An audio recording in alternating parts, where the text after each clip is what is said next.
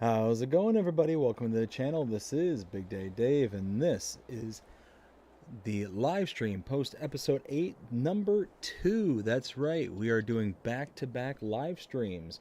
Did one just yesterday, and we got another one going on today. How is everybody doing out there tonight? Hope everybody's had a fantastic day so far. We are just spinning up, just making sure that everything is looking good on my end. Let's see, stream is in the green. That's good. And if you're out there in the chat, go ahead and let yourself be known. Let me know that you're out there. Excuse me. Because YouTube does not give me a roll call. I have no idea who's out there right now. So send out a hi or a hey or a howdy ho, whatever you want to throw out there. Just let me know that you're there. Like I said, I hope everybody's having a great day so far. And for some reason, I don't know why, I'm sitting here with my jacket on, and I need to slip that off real quick. Oh dear, now I'm all tangled in cords. Why do I do these things? There we go. So we're just going to wait here a few minutes to see who else joins us here tonight. There we go, that's better. Much better, much better.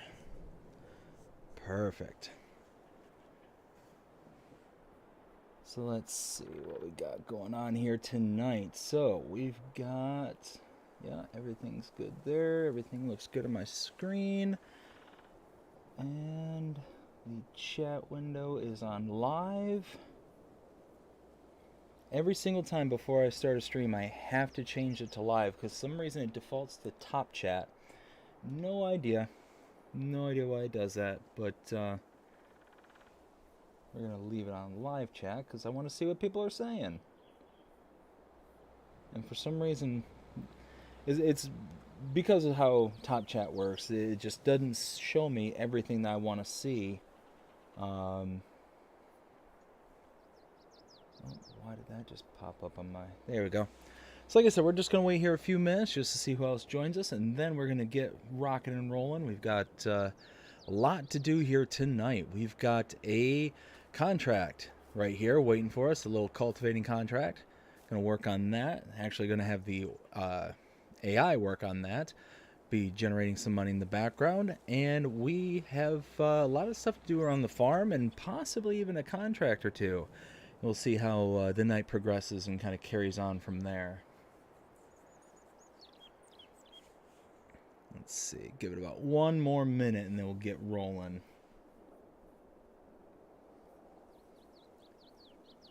Let's see.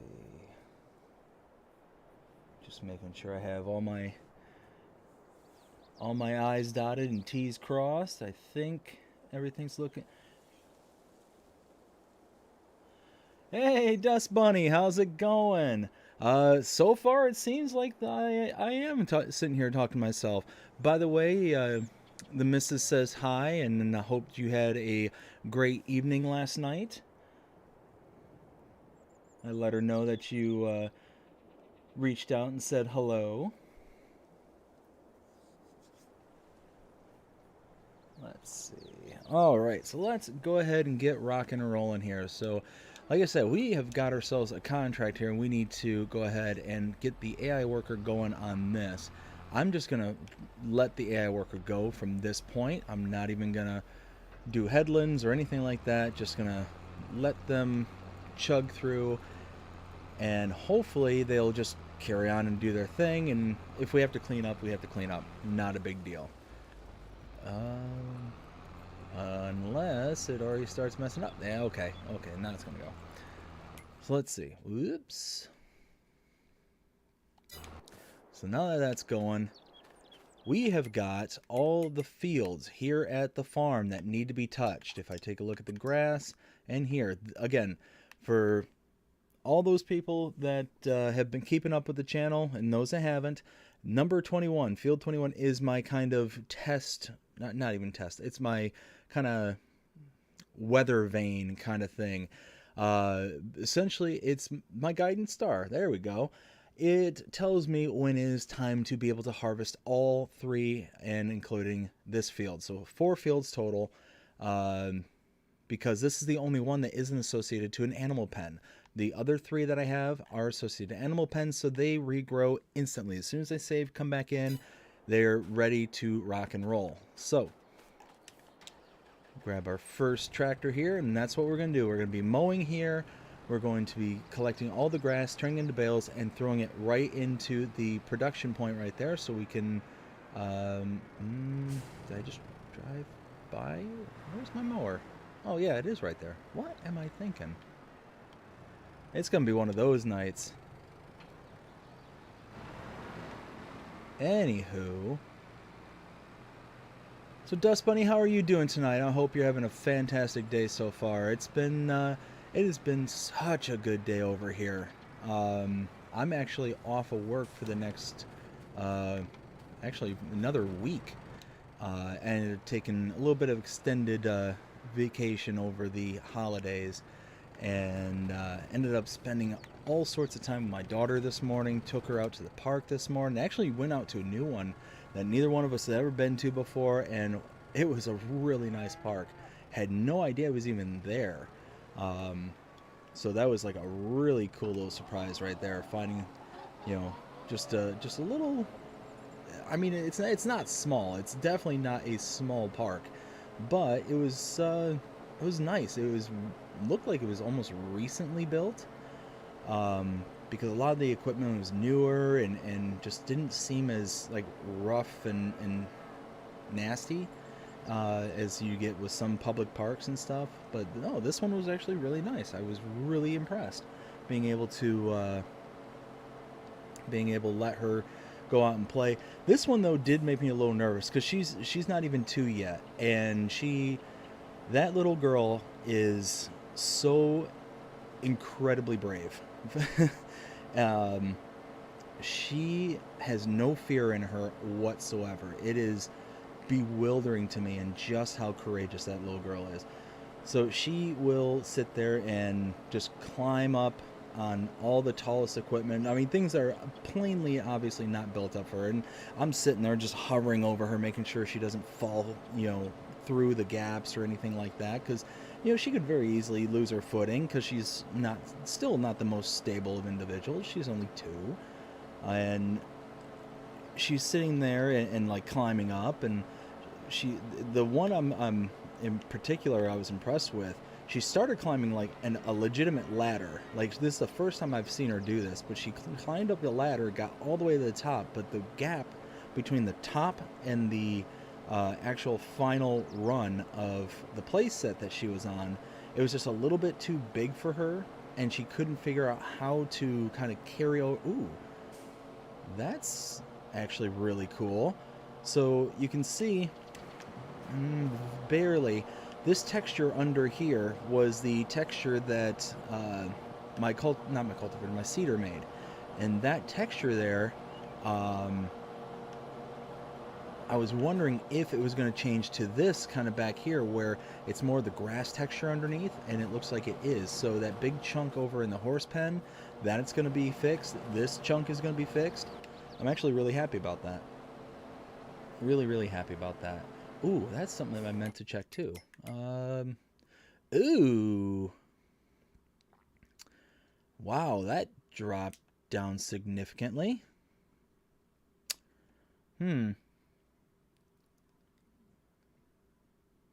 That is something I'm going to have to address. So I'm definitely going to have to maintain the fields. Even though it doesn't adjust the yield, it's going to adjust the... Okay, now see, this is the learning experience. This is a good thing. Figuring this stuff out as we go. Let me read what you said here, Dust Bunny. It says, doing well. Weather was windy and very cold, but other than that, nice and quiet. Just Pepper and I until after the 1st, when my son and daughter-in-law returned from Florida. I think they said they were going to Fort Myers. That sound right? Yeah, so Fort Myers is a city that's actually a really nice town. It's actually where my in-laws live, is down in Fort Myers. And yeah, it's a nice little area. I mean, as far as cities go, at least. Me, I'm not a huge city fan, but yeah, no, nice area there. Are they just going down for vacation, or are they down here for other purposes?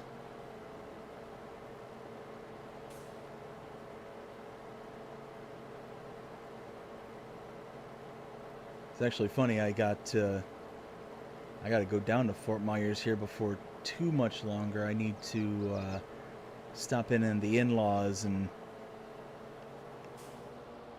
pick up a few things. They got a few things that they ordered for us, so we need to go down and say hi and pick it up. So we'll be in that area here before too much longer. Her brother and wife were meeting them there. Oh, vacation, nice. Oh, that's cool. It's a good little vacation spot too. It's far enough south that it's still relatively warm down there. In my neck of the woods, it's actually, I think it's going to be getting down into the 50s tonight, which I mean isn't that cold in comparison to like other parts of the country. But I think that they're still in the like 60s, 70s down there. So it's, you know, every bit of like a 10-degree swing between what we get in my neck of the woods compared to like my in-laws and what they get. I know my father-in-law, he absolutely cannot stand the weather in there because it's always really hot and muggy no matter what time of year you're in.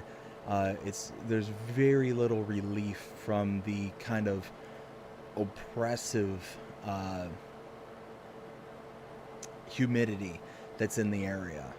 So it's just one of those that if he had it his way, he'd move back up north.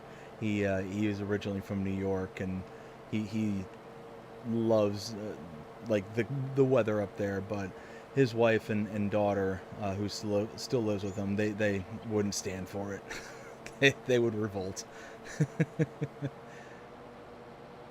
Let's see. Let's kick on the worker here and let them do their job. Let's see. My son called today and said it was in the 70s and the night was, yes. Yep, so it sounds about right. They're going to be about 10 degrees, typically about 10 degrees higher than what we're at any given point. And like I said, every time I talk to my father-in-law, he's always complaining. He's like, it's so hot and it's so muggy. And so I get it. I understand. I wouldn't like it either. And I'm from the north myself. You know, I'm from Michigan, so I get it. I miss having seasons. I mean, really, the only seasons you get here in Florida are you know, summer and I mean, more like summer and brown. That's really the two seasons you get. It's either, you know, everything's lush and green and it's hot and muggy, or everything's like kind of dying off and it's fall, like that kind of fall thing without the color kind of experience. It was quite a culture shock, quite a difference when I first moved from Michigan, but it's nice. It's Florida has definitely grown on me over the years. Let's see. The pastures you're mowing, are those yours, or are you able to go to the other farms and mow the pastures? So these ones are my pastures. So I'm on field number 24 at the moment. And yeah, these ones are all mine here at my kind of southwestern farm here. So what I can do is, you know, mow all four of these fields, but these are kind of weird because the way that they interact with the animal pens, because they got the built-in animal pastures for each one of these, except for the one across the street, number 21 down here. They don't function the same way as a normal grass field. What I just found out and what I was just pointing out earlier is because I'm using precision farming, I have to basically keep up with the fertilizing and liming. Have to do that or else I lose my environmental score. But the problem is that even though I'm fertilizing and liming, because this is a pasture and not a normal grass field, what happens is that it doesn't affect the yield that I get off of these fields. So with that in mind, I'm basically doing the work only to sustain a good environmental score. That's it. Um, so I'm gonna have to start doing that from now on, which kind of stinks. I mean, having to do that with no good yield bonus, but you do get that kind of environmental score sell price bonus. So it does work out in the end. It's just not an immediate payoff kind of thing. Mojo Jojo, number one. Love the Powerpuff reference. That makes me giggle. How are you doing? Hope you're having a fantastic day so far. Wow, I haven't seen Powerpuff Girls, God, since I was way younger, way younger. That one just kind of blast from the past, like back on Cartoon Network and watching all that. Whew. That was like the heyday of Cartoon Network, in my opinion. That was like the same era as like Dexter's Laboratory, Courage the Cowardly Dog, um, Cow and Chicken. I mean, there was a bunch of good cartoons on around that era of cartoons. Jody, hi, how's it going, bud? Hope you're having a fantastic day so far. Let's see. Good evening, Dust Bunny. Well, it was my son's favorite cartoon way back when. Ah, that's awesome. Yep. Mojo Jojo, like I said, was one of my favorite characters on that show. Uh, yeah, I enjoyed that growing up too. I will wholly admit that one. Let's see. Pretty good. Been really busy day. Oh yeah, did you do? What'd you end up doing today, there, bud? Let's see. Dust Bunny says, "Good evening, Jody.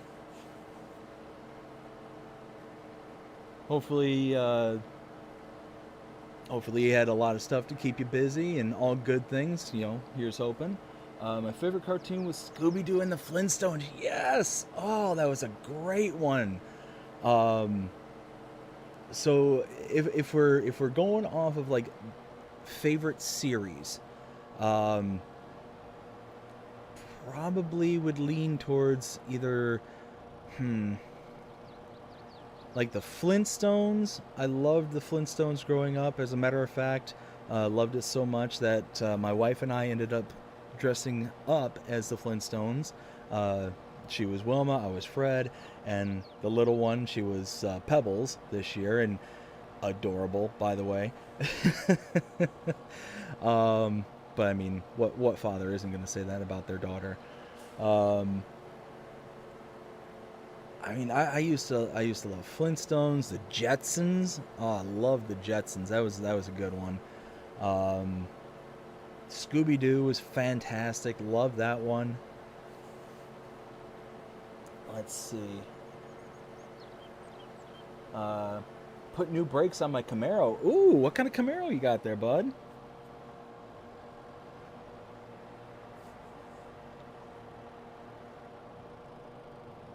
I think we talked. You know what? Now I'm thinking about. I think we talked about this before, and now I'm just blanking. Jetson was a real good one. Yes, I really like the Jetsons.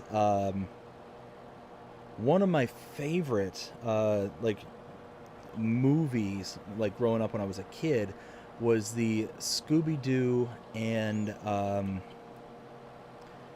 it was like the Halloween movie, and I'm trying to remember what it was called, but it was basically like Scooby Doo meets Dracula and all the various other uh, like Halloween kind of esque characters, but they were all real kind of thing. And they were all, if I remember right, they were all doing like races, like they were like racing, like cars and stuff.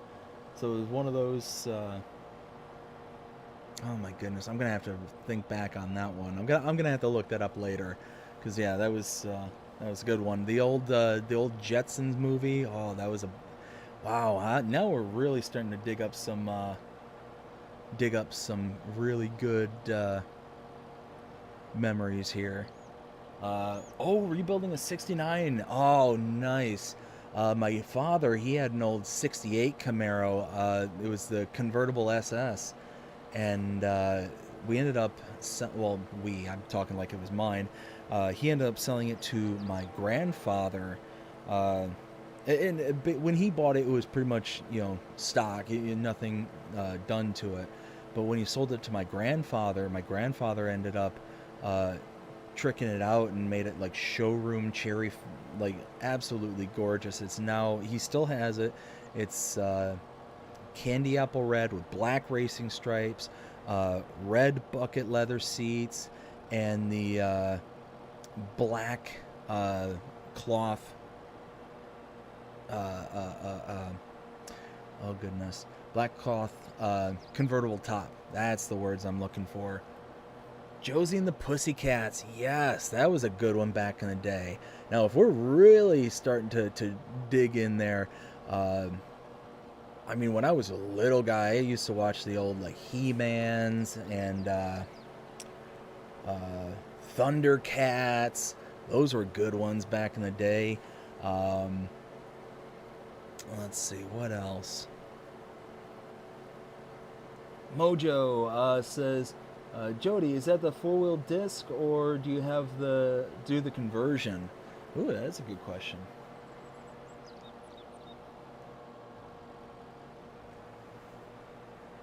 Let's see. And now I'm really trying to. I mean, I was a huge, like an absolute huge Teenage Mutant Ninja Turtles. Like that was my addiction when I was a kid. So much so, and it was actually funny enough.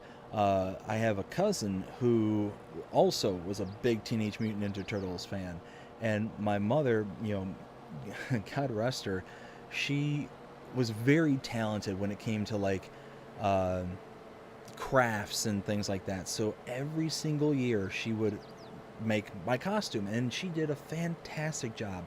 Well, when I was maybe, I don't know, 5, 6 years old, I'm just kind of guessing, dressed me up in like full Teenage Mutant Ninja Turtle Michelangelo, the orange turtle.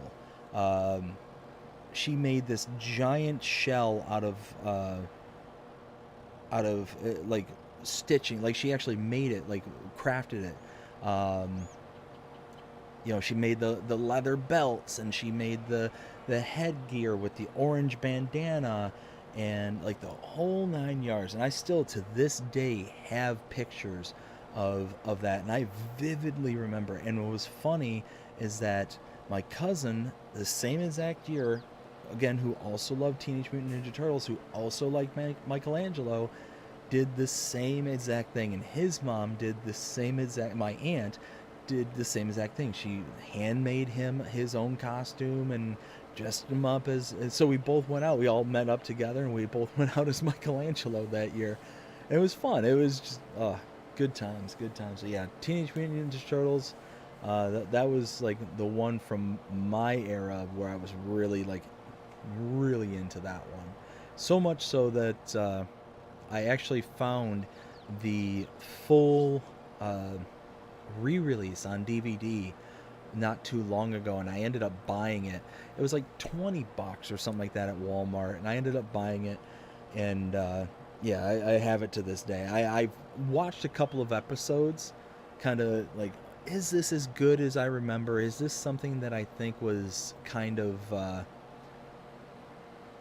like something that I should leave in the past, or is this something that actually kind of holds up to today? And I watched a couple of episodes, and like, yeah, okay, this is like, I could see why I was entertained as a kid, and I'm still like entertained because of the feels that it brings up. But it's like, yeah, this wasn't wasn't like Oscar-worthy material. Which, I mean, there's not a whole heck of a lot of cartoons or anything like that. There are, but I mean, it's one of those that it definitely had its time, kind of thing. Let's see. Jody says, yes, it's got four-wheel disc brakes. 69 Wayne Chevy added them. Oh, nice. Ooh, that's nice. What kind of engine has it got there, bud?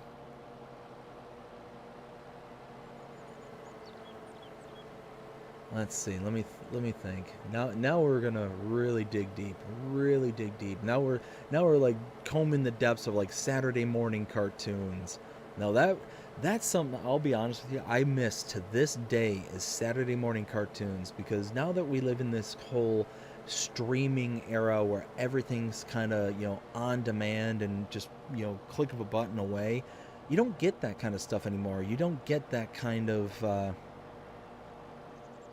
like, I remember going through the entire school week, sitting back and just, waiting for Saturday to come just so I could wake up early and watch cartoons.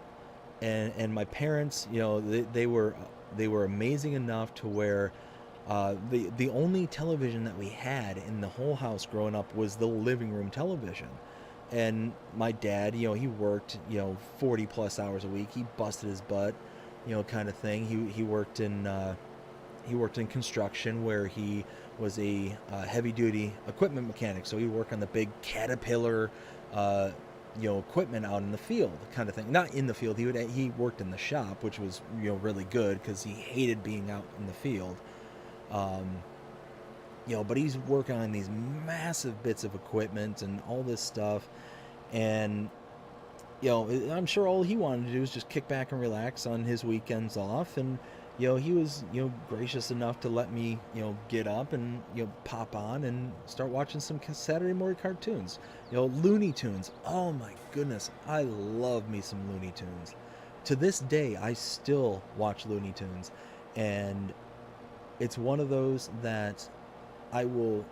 That is one of the few cartoons that, when my daughter's old enough, I'll be like, okay, you can watch this. I'm fine with you watching this, kind of thing. But there's definitely gonna be, a limit as to what I'm going to be okay and not okay with putting in front of her. And it's not that we throw her in front of the TV much anyways. It's incredibly rare that she gets screen time whatsoever.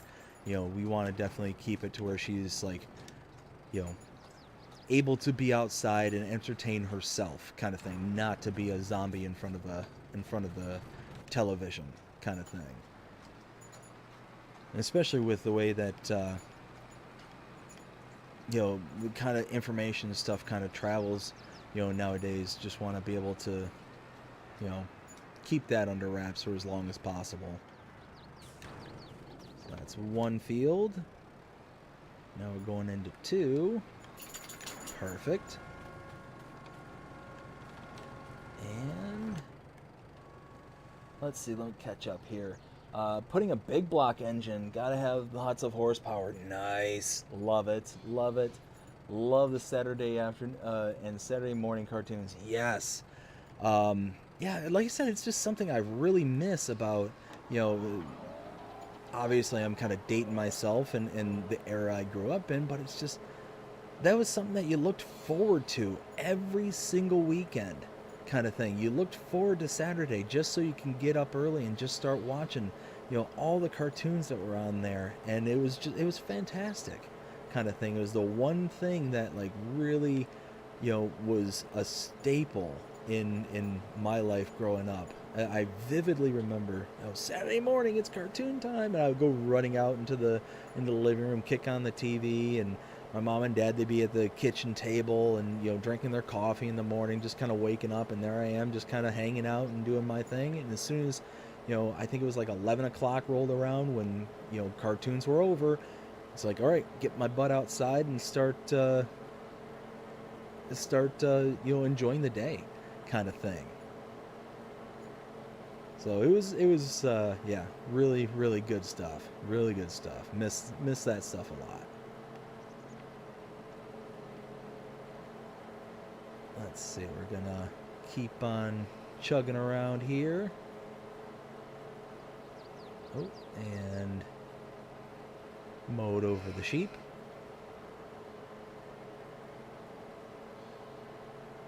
There we go. That is the one thing I find, funny is the wrong word, but just kind of, I understand why they do it, but it's just kind of weird that it's, that you got the sheep kind of floating around and there's no kind of consequence for, running them over with equipment or anything like that. It's just kind of something that always struck me as, if this is like farming simulator, something that you should, tend to try to avoid. But I understand why they don't code that in. It just, I don't know. Something that I think would be kind of a cool feature. It's like as part of like an addition, maybe it's something you could turn on and off, kind of thing as part of the game. But it would be, interesting. Hey, you ran over your sheep. Now, you either got to pay to, I don't know, have a vet come out to help them. You basically get penalized, or you just lose that sheep and you're down one sheep in the herd, kind of thing. I don't know. I think that would kind of be cool. It would add that little layer of realism. Like I remember the seasons from 2019. I think I was talking about this, not in the last stream, but relatively recently, where the Seasons mod did so much compared to what Giants did with this version of Seasons, because this really only kind of tackles the weather and kind of seasonal changes that you see.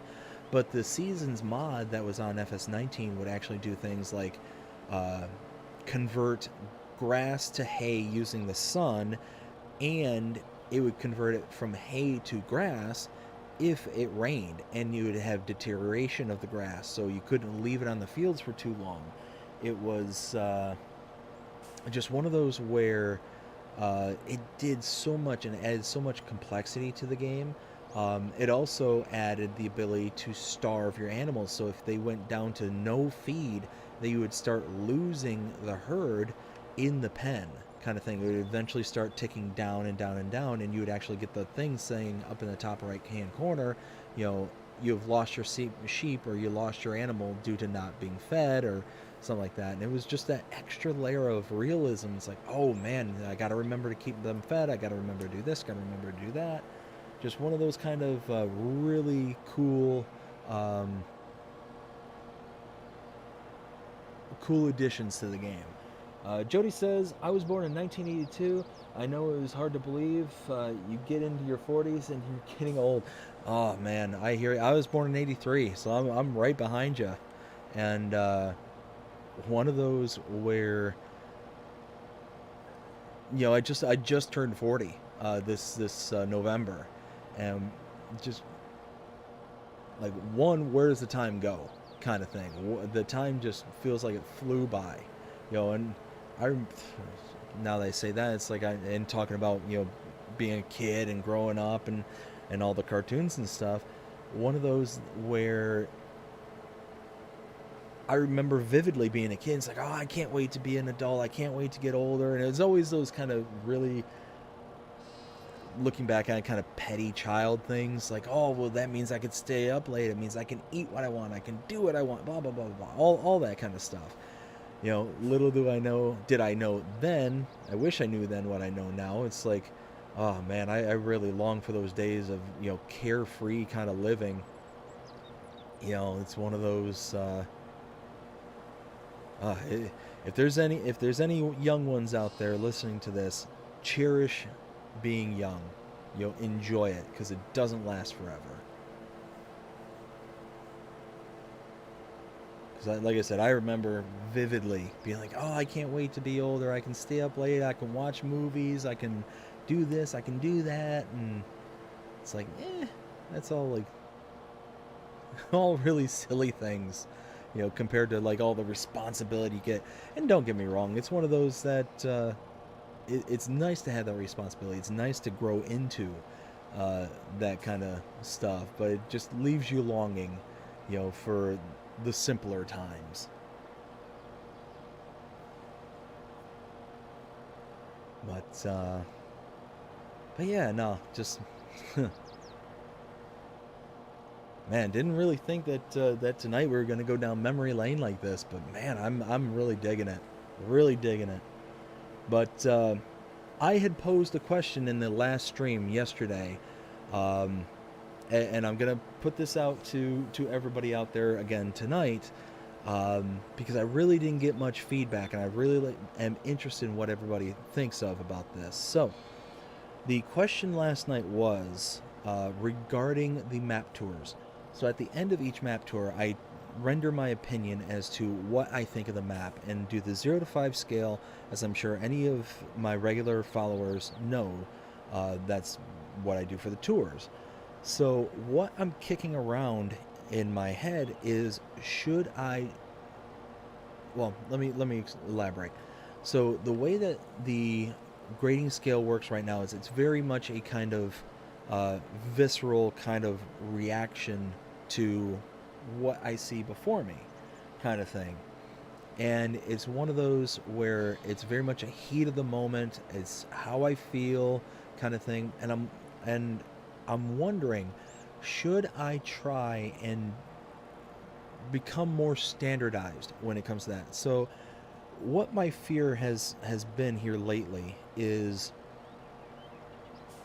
and I'm noticing it because what I'm doing right now is I'm kind of going back through some of my old content, some of my old map tours, and realizing, wow, my tastes have really changed over the past year and a half of doing YouTube and recording these, and I'm seeing how I've progressed over the past year or so, and I'm wondering if I should kind of try and standardize it by saying, having specific categories I'm looking for, so that 0 to 5 scale actually represents something, and that is able to be, open and transparent, and not so much a gut feeling at the time, kind of thing. And I want to kind of know what your opinions are on this, because it's still going to be my opinion, still going to be my reaction to the map, but I'll be like, okay, 1 point goes to the color palette and the kind of general aesthetics of the map. Another point goes to the terrain and topography that's available on this map. Things like that. Being able to very distinctly say, okay, well, this has a 5-star rating because of all these different categories that I find of value when looking at a map. I hope that kind of makes sense, and I hope that like I said, I'm very curious about your opinions on this, because I think that it could have some value, but also could kind of lead to a bit more quote-unquote structure to the map tour, because the map tour is very organized, very matter of fact, and then at the very end, when I'm rendering my opinion, it kind of, I don't want to say it goes off the rail, but it goes to a place where it's less organized, less thought out, kind of thing. And I think it would serve potentially better to have that kind of better fleshed out and better, more thought out kind of thing. I don't know. Like I said, let me know what you think, because it's one of those, I'm kind of kicking around. I'm not sold on it in any direction. Let me know what you think.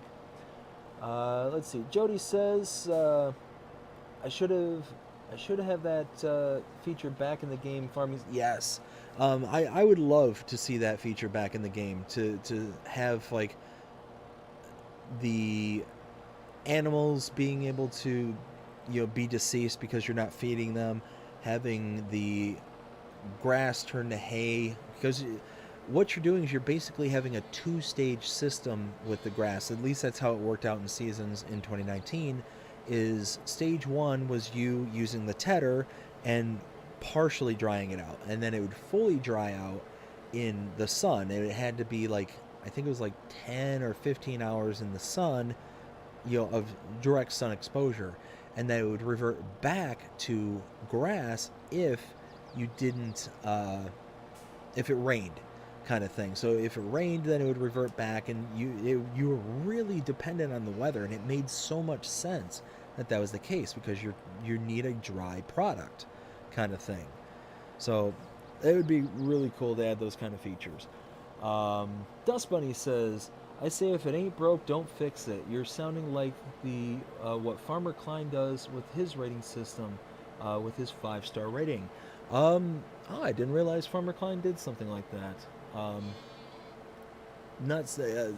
I'm subscribed to his channel, but it's not one that I tend to follow very closely. Um, you know what, Dust Bunny? You do make a good point there. It is. Am I just looking for something to kind of tinker with, just to tinker with? That's actually a very valid point. Like I said, I'm not incredibly sold. Like I wasn't sold on doing it or not doing it one way or another. So that's why I was really kind of posing the question to, to everybody out there is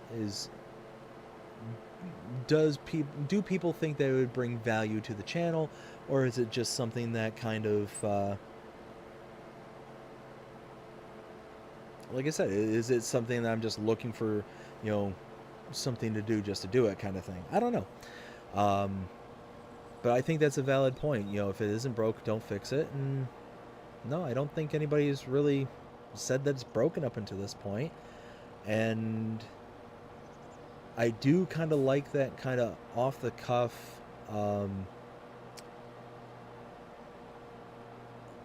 kind of reaction that I give. And I do receive a lot of positive feedback as a result of it. Okay. I'll definitely take that into account. Jody says, I think it would be a good idea to have categories for the map tours. Okay. So we kind of have... Dustman said, I'm subscribed to him, but don't follow him either. Okay. So yeah, it's one of those... what kind of made me start thinking about doing it, and what kind of brought it about was I was watching some of my old content, and like I said, I saw that kind of shift away. So I used to really not care for European style maps like this one here. This is an Irish map, so what really kind of turned me off to them way back then was driving on the left side of the road. It's, I say it out loud now and it sounds kind of, I don't know, petty, kind of, but it's one of those that I would always find myself riding on the right side of the road, because I'm American, that's how we drive, kind of thing. And then I would always get into crashes and get frustrated and whatnot. And it was just one of those kind of, it wasn't until I started doing YouTube and really starting to get deeper and deeper into the maps and really kind of started growing in an appreciation to the style and, the kind of world that's being built in these kind of maps, where I was like, you know what, that's really kind of silly. I need to kind of, change that in my own kind of headspace, kind of thing. And where I really started to, like I said, where my tastes and stuff really started to change and grow with playing them. And it's kind of a cool thing. Like I was sitting there thinking, it's like, wow, I've really kind of changed over this past year in my taste of maps and what I look for. To whereas before I was doing YouTube, I was really looking for things that were kind of, let me just set the worker off and kind of just play the game kind of thing. But now that I do YouTube and stuff, my tastes have changed so much that I look for those maps that are very visually appealing, that have a lot of a lot of features, a lot of things that kind of set them apart from the rest, and are for the most part very unworker friendly. Cause me to do headlands and do some of the work manually, and then set off the AI worker, kind of like what I'm doing here. To whereas before it was very flat maps, now it's very hilly and things like that. It's caused me to kind of look, oh hey, contract's done, sweet. So anyways, one of those kind of over the year, I've been really kind of growing and appreciative of different styles, and I like that. I like that it's kind of come to that point. Let's see. Dust Bunny also says, a map tour to me should be the content creator, unbiased opinion, point out what the map has to offer, show the production available, animal pens, and the equipment.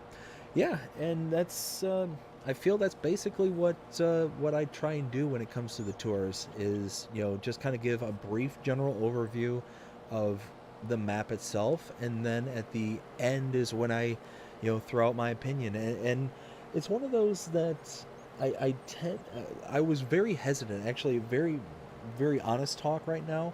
I was very hesitant at the very beginning to render my opinion because it wasn't something I saw a lot of other YouTubers do. Wow, I just kind of slammed right into that hedge there. Um, but it was one of those where I fought with myself a lot um, as to whether or not I was going to actually, give my opinion at the end of the tours. And it finally came to a point where I was like, you know what? I'm going to go ahead and do it and kind of go from there. And that's why I oftentimes will stammer over my words and say, look, I'm not saying any of this to be mean if I'm giving critical opinions or whatever.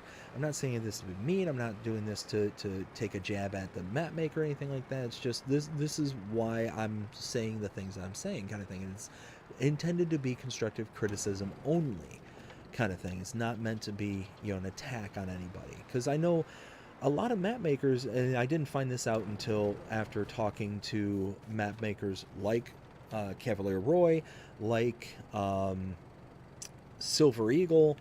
Um, they have so much time and effort invested into these maps.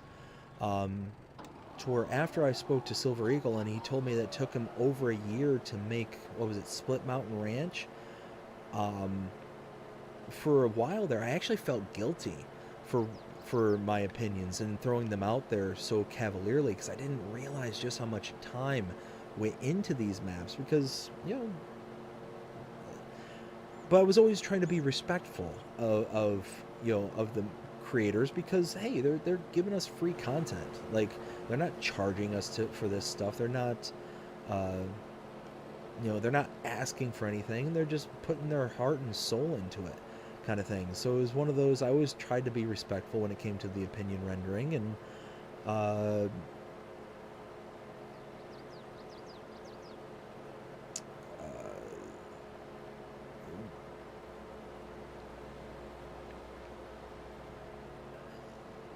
yeah. Okay, sorry. I was trying to think of how I was segueing from that.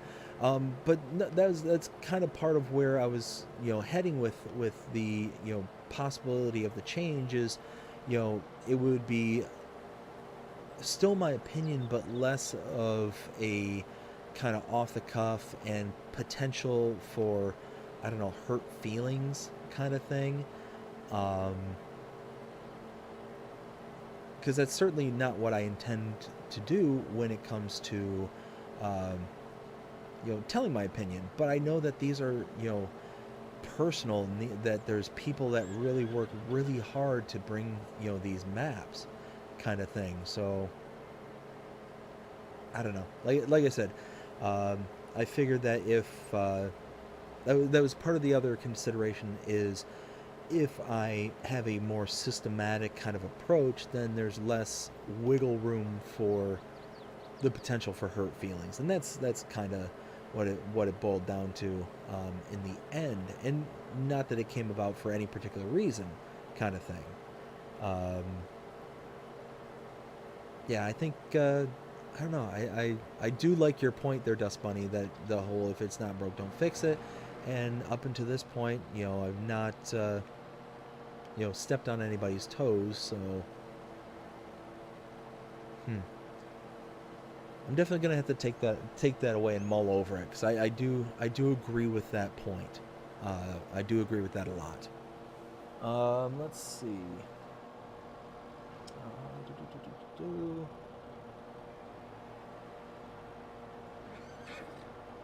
Jody says, sometimes it's good to have it.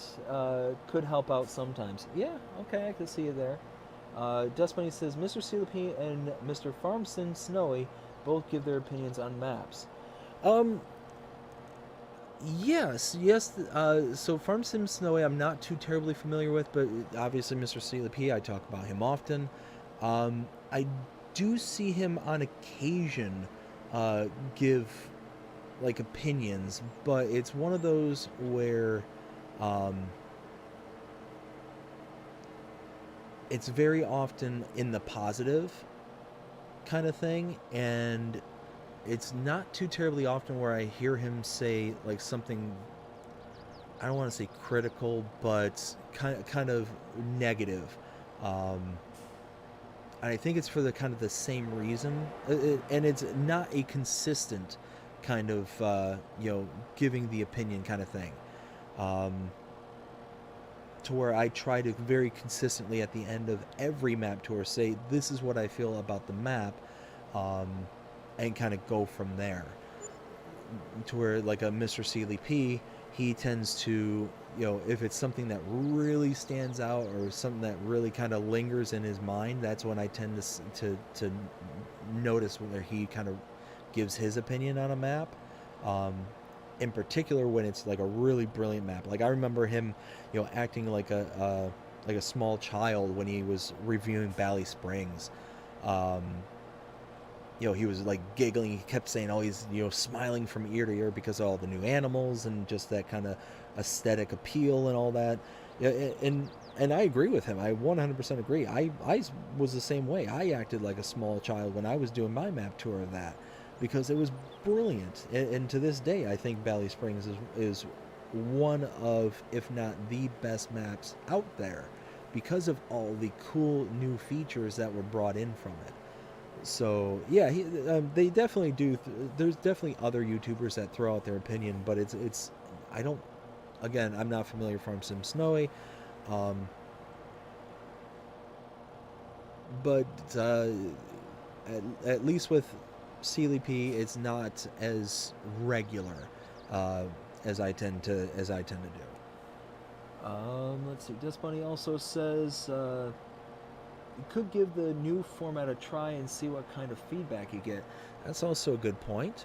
Kind of do like a pilot or a test. Yeah, okay. Uh, every content creator has their own unique way of doing things, map tours included, 100%. And that's part of the other thing too that I do like about the kind of, the way I do it now is that kind of gut reaction, that kind of, this is how I feel in the moment kind of thing. It leads to two different things I found, especially, and I'm especially picking up now that I'm reviewing and rewatching a lot of my old content.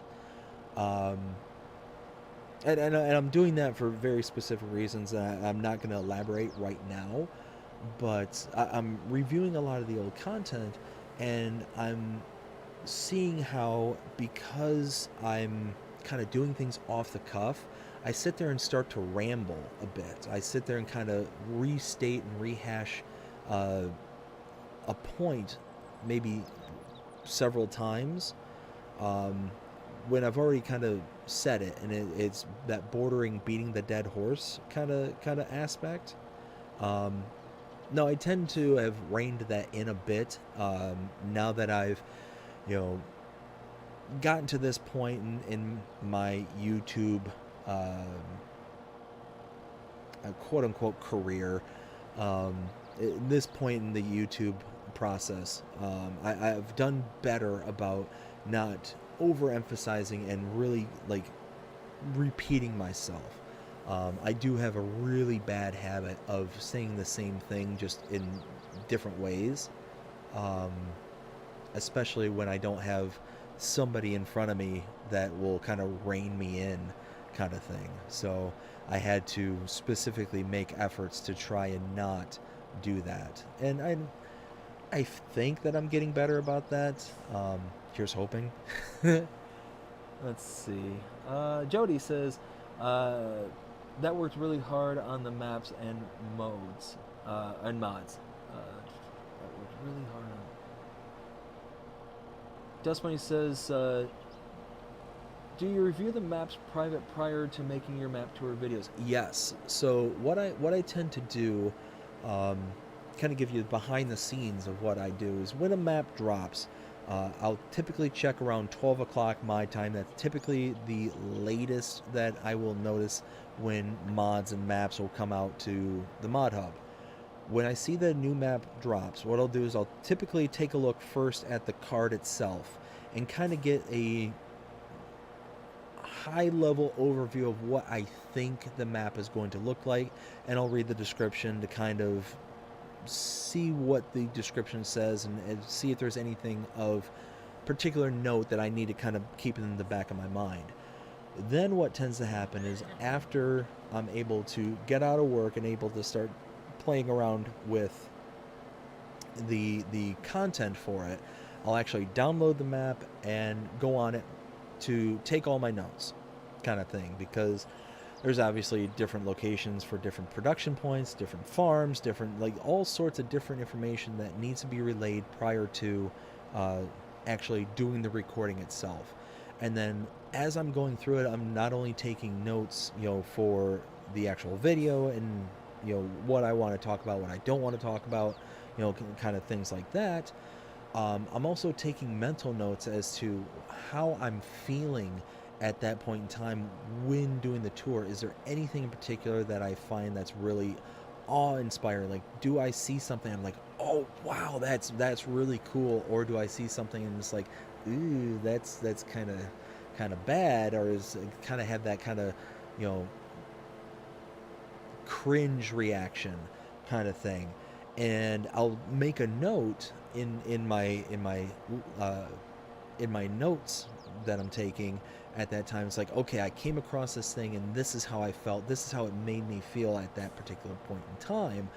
And I'll kind of use those to kind of come up with a set of talking points that I want to go over at the end of the map. And one thing I always tend to lean on when it comes to my feels about a map itself is, first and foremost, color palette and the terrain. What does it look like, and does it kind of give you that kind of zing when you first get onto a map? Do you feel that kind of like wow kind of factor? And if I'm able to feel that kind of wow factor, then it ranks very, very high. Those tend to be the 4s and 5s kind of thing. But if I don't feel that kind of wow factor, if I'm not like really feeling that kind of zing when I first hop onto a map, then those tend to be the lower grade ones. Those tend to be the 3s, 2s, and 1s. I don't think I've ever given a 0 up until this point, unless it's been like completely broken. But I always try to do two things. If there's something broken on a map, I'll sit there and give two sets of scores. One set in its current state and one set of if it was functioning the way I think it's supposed to function, kind of thing, to try and be fair.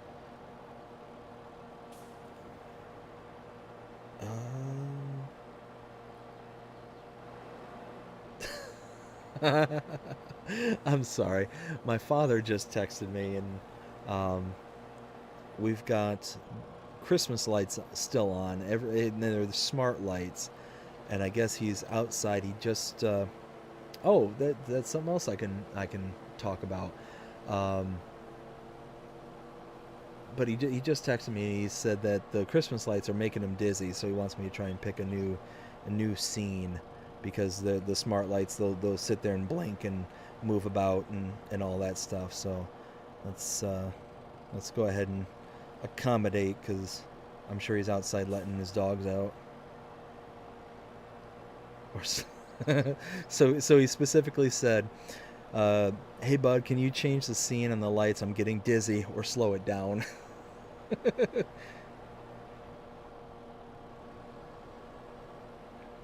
Oh, goodness, that's funny. So, Dust Bunny, kind of a side note and a departure of what we were talking about just now. I want to thank you for the beautiful messages that you sent after I discussed my dad's dog passing, and I ended up showing him one of the messages you sent, and it was specifically the one where you had talked about, well, not you, but that had talked about the don't be sad that I'm not here. Find another dog and have room in your heart to love them and to you know show them the love and the life that you gave me, kind of thing. And I ended up showing him that one, and here yesterday he went out and did it. He went out and got a new dog, um, and it was a very beautiful. It wasn't a poem, but it was just a for lack of a better word, and I can't think of what it is off the top of my head, an article, a writing kind of thing. It was very, very beautiful. And again, I want to thank you for sending those over. Um, and it really helped him. It really, really helped him out. Because he was really struggling with it. And still does. He misses, he misses Jacob, which was his St. Bernard's name. Misses him terribly. And a lot of that has to do with, I think, my mother. My mother passed, several years ago, and that was her dog. So he's been raising, that dog since she passed, kind of thing. So it was one of those. After I showed him that, and he kind of sat around and thought about it for a little while, he decided that he was going to go out and get another dog, and he did. And a lot of that also was influenced by him having another dog, who was absolutely devastated and heartbroken as well. And now they both have a new little friend, which is fantastic, and a beautiful little dog, little hound mix dog, and they ended up. He ended up naming her Misty.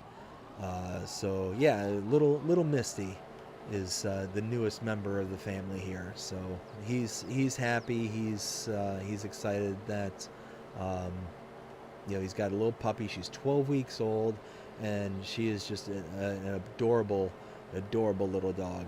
She is absolutely petrified over every little thing, but she has grown leaps and bounds in the day that we've had her.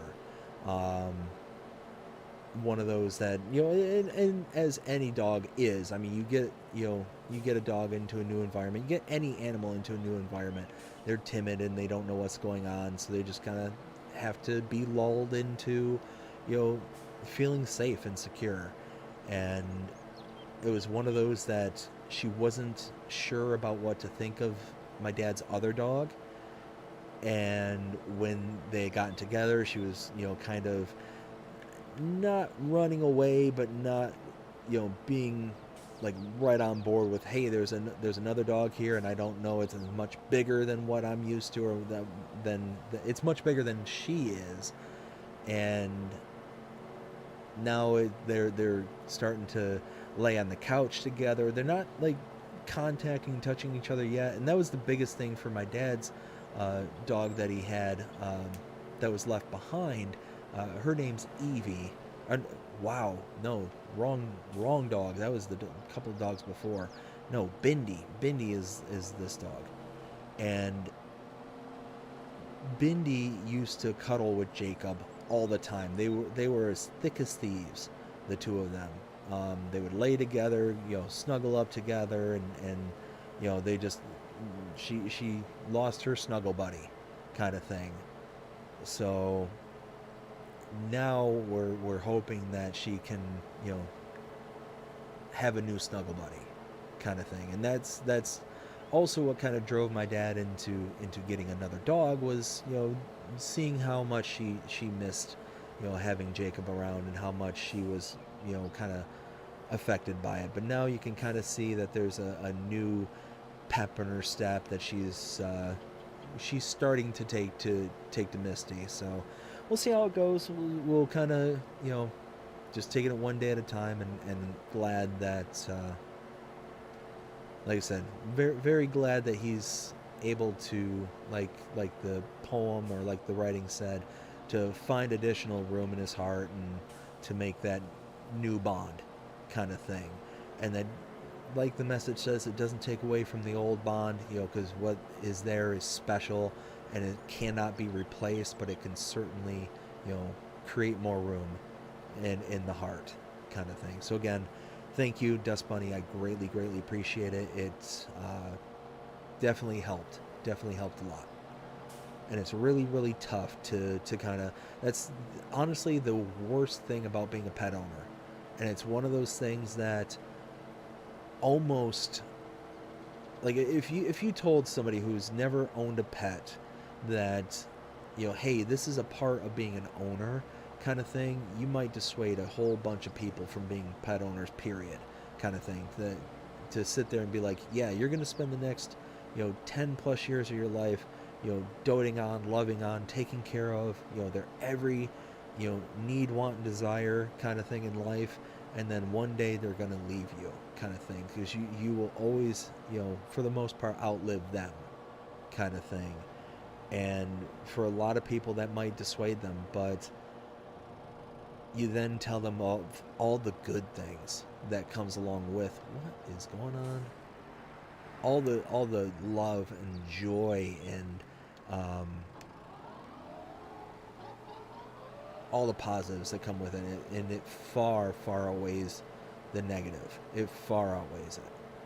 So, like I said, thank you again. That really helped, and it really helped him after I showed it to him and whatnot. And he was very appreciative of the kind words that you forwarded and sent along. Greatly appreciate it. Thank you. Here, let me catch up with the chat, because it looks like it has moved a whole bunch since I've been kind of talking. So let me catch up. Let's see. Jody says, I appreciate all the hard work that put in these maps. Yes, 100%. These maps are incredible, and 100% appreciative of all the hard work that all the map makers put into it. No matter how I feel about a map, however my personal opinions are of a map, regardless of those, I greatly appreciate every single one, from the top fives, or not top fives, but the 5-point rated ones to the zeros. Every single one does not matter their score, because in the end, like I said, they work so hard and so long on something that we get for free kind of thing. And I was actually taking a look at it the other day. Right now I have over 230 different map tours. That means that right now there's over 230 maps that we have available to us. How many other games out there can you say where you have 230 different and distinct levels to them? It's not many. It's not many at all. And that's at this point right now kind of thing. So it's again, 100% thank every single map maker out there, from the 5s to the 0s and all the space in between. Thank every single one of you, because it doesn't matter what your rating is or what my opinion of the map is. It matters that you were kind enough and gracious enough to put in the effort to create something that we can all enjoy. So again, thank you for all the hard work that you do. Let's see. Dust Bunny says dog prayers. Yes, that's what it is. What kind of dog did he get? So yes, he got like a hound mix. And actually, the kind of deciding factor on him getting that particular dog is that it reminded him a lot of both of the dogs that he had. So specifically, Jacob, who was the Saint Bernard, he had a half mask. So he had a white face on one side and he had a brown and black face on the other side. and that kind of pattern is prevalent on Misty, the new dog, and or that type of pattern. But the dog that he has now, Bindi, she's, the full mask. She's got the full, black, white, and brown all over her face, but Misty has the same color pattern as Bindi does. So it was this kind of, hodgepodge between the two. And as soon as he saw Misty and how her mask was, that's kind of what gravitated him towards, getting Misty. And we ended up driving like over almost 2 hours away to go and pick her up the other day. So yeah, he was pretty bound and determined that that was going to be the dog for him, kind of thing. And like I said, it's just one of those that was really, really happy, and he seems like he's, really kind of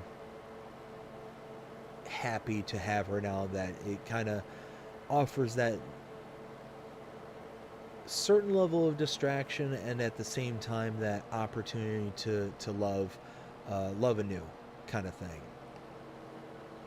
Let's see.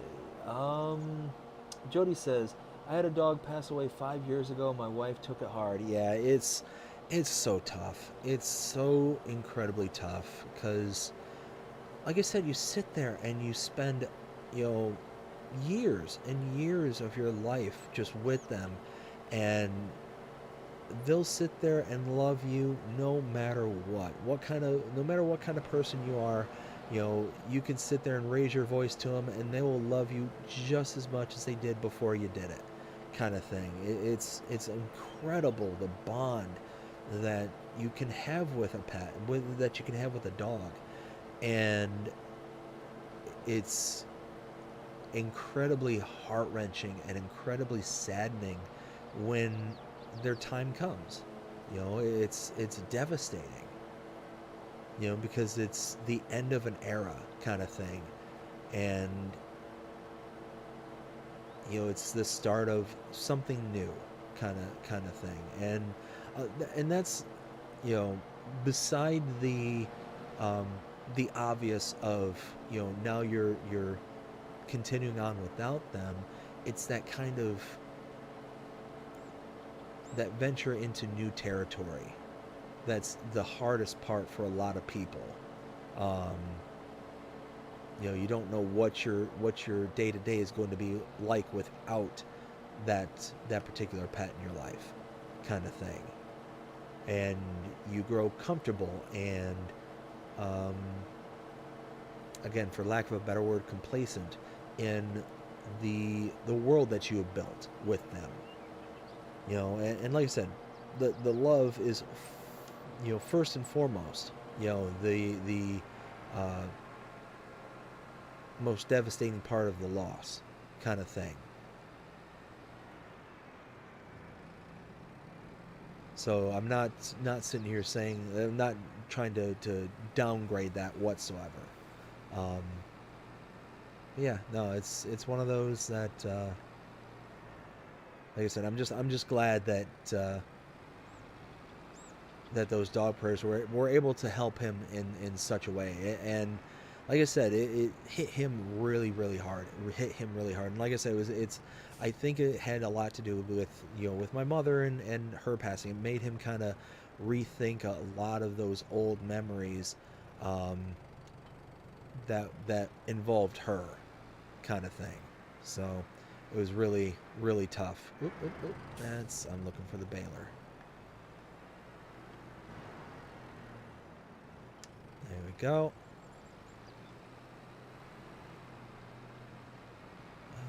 Yeah, we still got plenty of silage additive. So I'll get to this field here, and then I'll continue reading on. Oh, brakes. There we go. Here we go. Dust Bunny says, I had to put one of my girls to sleep in November 21 and the other girl in January 2022. My husband in February 2022. I'm happy your dad feels better. It's just Pepper and I now. I'm so sorry about all of those. Those are that's incredibly difficult because they're all so close together. Um, my condolences for your loss, and you know it's hard. Like all that stuff is really hard. Dealing with death. Um, like I said, I lost my mother. It was about 6 or 7 years ago. Um, and to this day, it's still really hard, really hard. Um, it's just I think the hardest part, in that regard, is knowing that my daughter will never be able to meet her, kind of thing. Not until, you know, until they're joined together again, you know. But it's just one of those where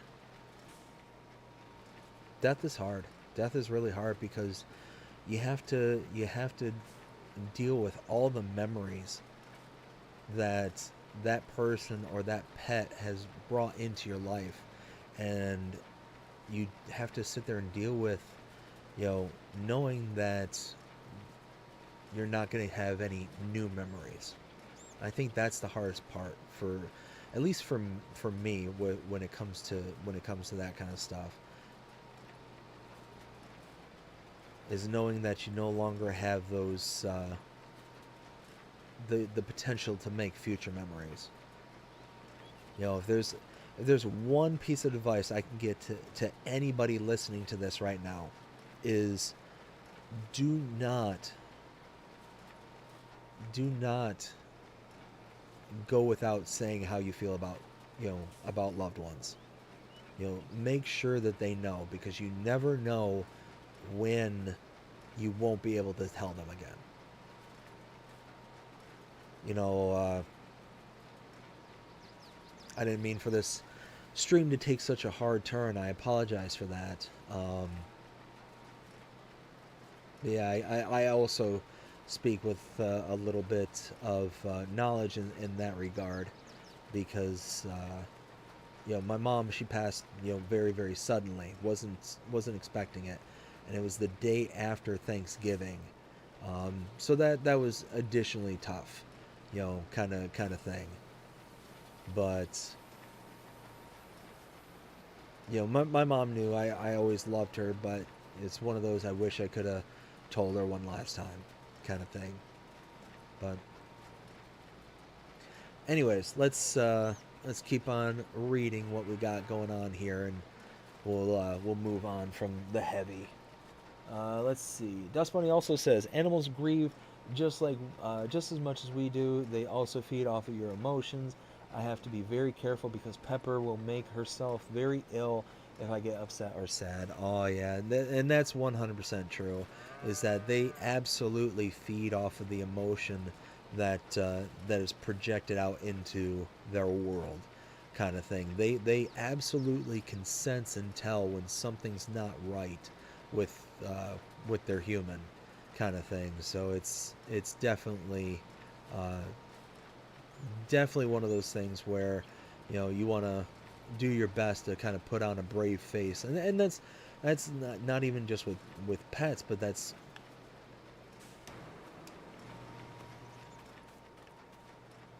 didn't realize I missed some stones there. Anyways, um like when Jacob passed, um is one of those that, for my daughter's sake, I wanted to try and, you know, while she was around her, I didn't want to, be blubbering and crying. She wouldn't understand, nor would she remember.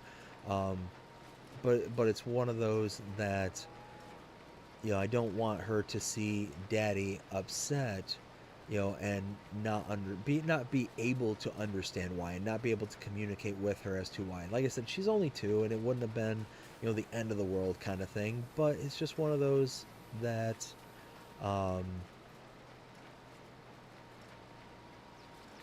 that she'll feed off of, the room as well, kind of thing. So yeah, 100% right.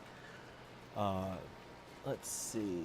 We've got Dust Bunny also saying, people that don't want the responsibility of caring for an animal should never get one. Dogs are pack animals. Humans become their pack. 100%. Yep, that is it exactly.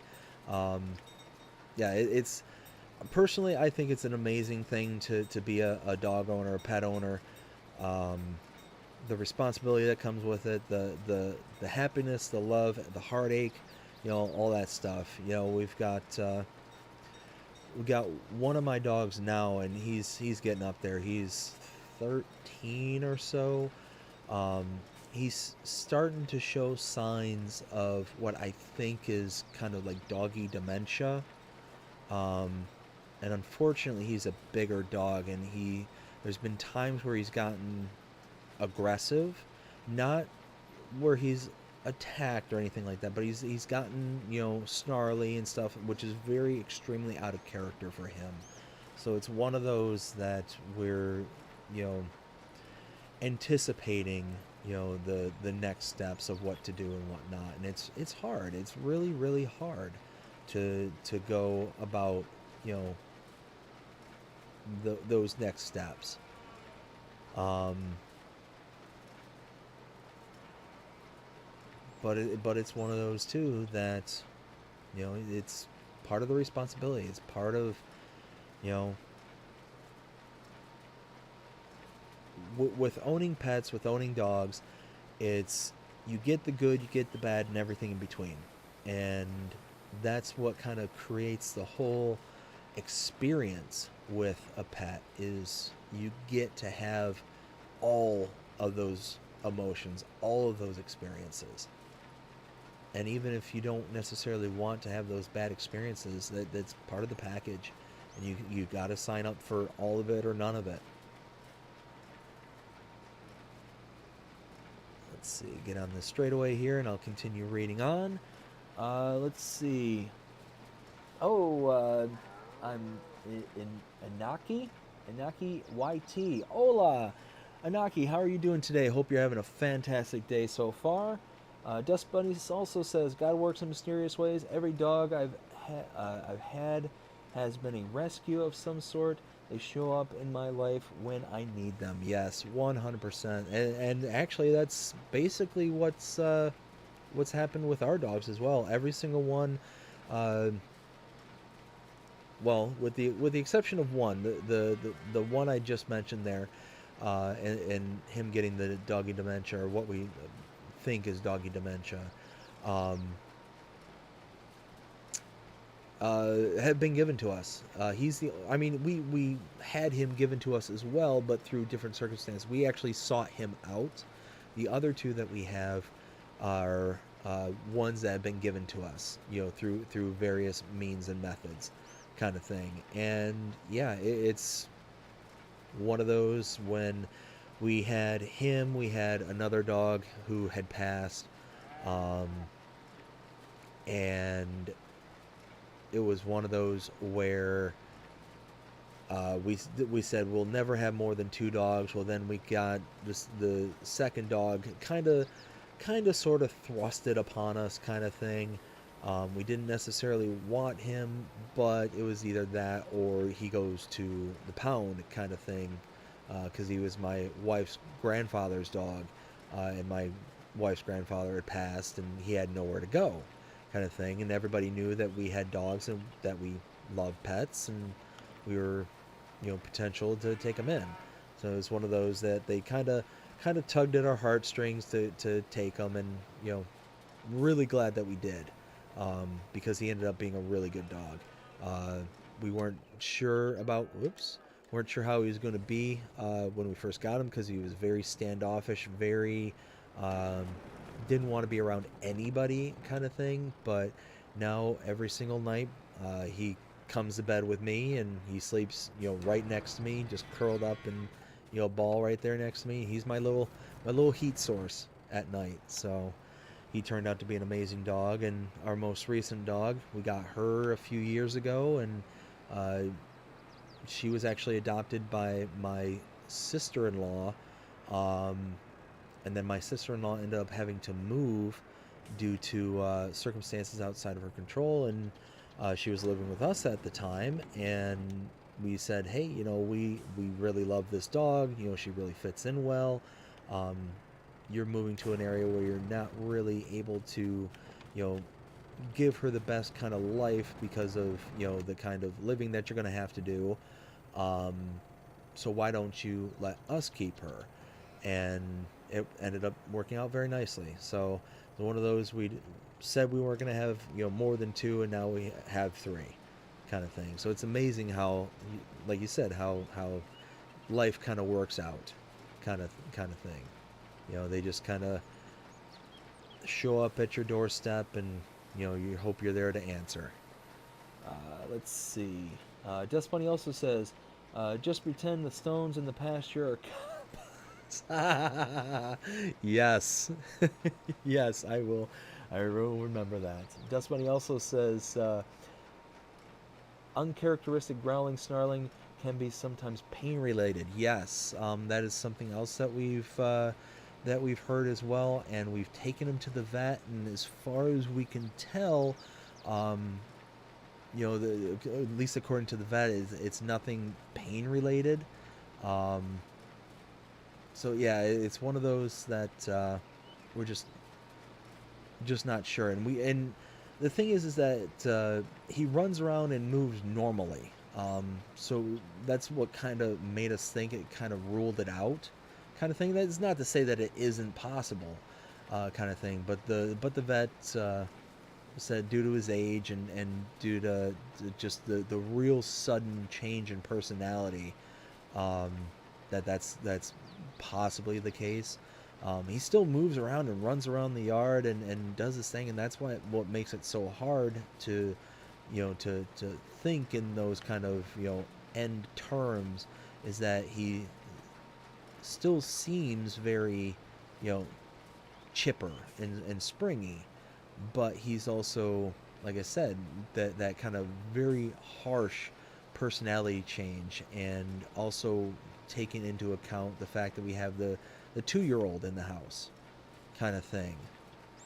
So it's tough. It's we're just kind of taking it day by day, and seeing how things go, and see if something kind of presents itself with him, to see if it might be something related to pain, or something that we could potentially take care of. Yeah, we're just, like I said, we're just kind of playing it by ear, and hopefully everything kind of goes well. But we'll see how it kind of all plays out. Let's see. That is a really cool baler. Which one is it? So this one, yeah, I absolutely love this baler, and specifically, one, because of the rake on it, but two, because it's cheap. So I normally would go with these balers here, and I do love these balers here as part of the pack of balers with windrows, but that's not what I have here. I normally go with these, but they're 185,000 or 189,000. They're really expensive, really, really expensive. These ones, though, are the Quad Pro balers, or Quad Row balers. And what's nice about these is that you got all the different brands. That's really cool. They're all 85,000 to start, but you can get them without the baler attachment. So you pay $105,000. So it's $80,000 difference between the first baler I showed and this one here. But you get things like additional lights, beacons, warning triangles, and the trailer hitch. The trailer hitch is really cool because you get that center mount hitch right back here. But this also goes along with another item, and I believe that's here. Nope. Bale loaders, there it is. Goes with this, the Quadro Pro Bale 4 stacker. This stacks 4 bales on top of each other and makes these nice little stacked piles. It's really nice. It's a really cool kind of addition. I decided not to use it in this particular Let's Play, but I might change my mind on that later on, kind of thing, because it is nice to only have to go to, you know, smaller piles along the way rather than, running around the entire field and kind of gathering all the various bits and bales strewn about the entire field, kind of thing. So that is the really nice thing about this particular baler as opposed to the other set that I showed. Let's see. He is a mix, so we think he's a mix between Black Lab and what I think is Chow Chow.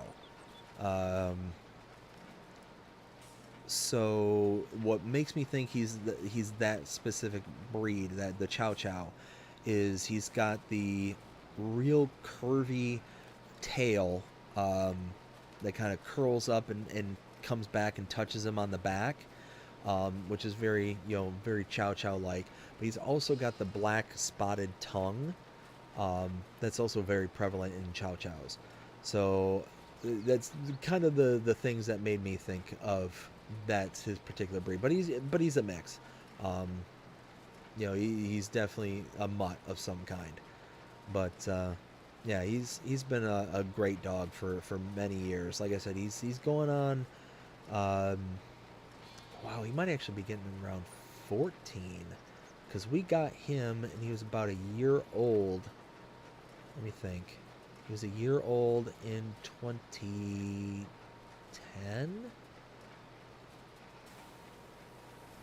So yeah, he's getting to be about almost 14 now. Now that I'm kind of humming and hawing thinking about it. But yeah, he's a good boy, and it really is painful to see, that kind of sudden demeanor shift. So we'll see how, like I said, how it all goes, and he gets regular visits to the vet and whatnot. Oh, hold on just 1 second. I will be right back.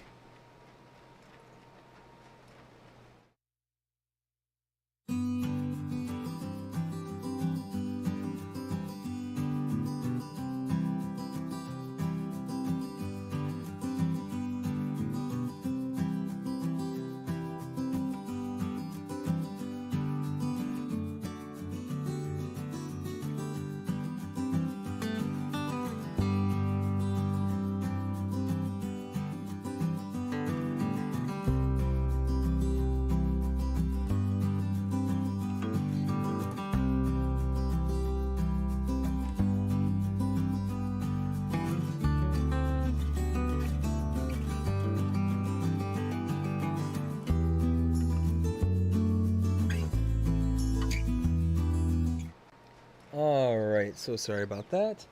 The wife says hi to everyone, and good night to everybody as well.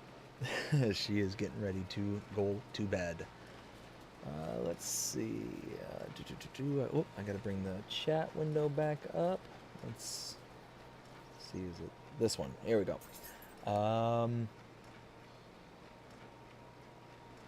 Dogs will not show pain unless it's extreme. That's due to the fact that their brains are wired to not show weakness. Yes.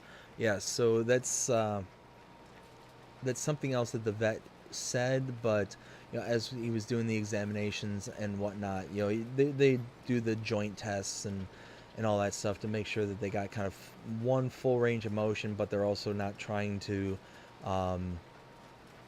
snap and snarl or show obvious signs, kind of thing. So it's one of those that I trust the vet up until this point. I've always had really good experiences with our particular one. But yeah, no, I did ask about any potential pain management, and they said that it's one of those that we could put them on pain management, but then oftentimes you do get the kind of side effects of potential organ damage and stuff like that. So it's one of those kind of six of one, half dozen the other, in his opinion, kind of thing. Um, yeah, so it's just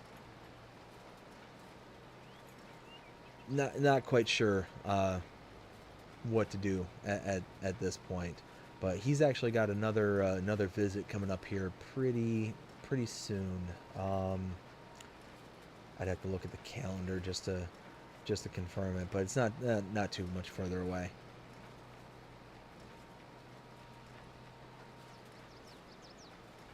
Let's see. Finish up this last little group right here. Ooh, and I'm missing chunks. Chunks equal money. Chunks equal money. There we go. Let's see.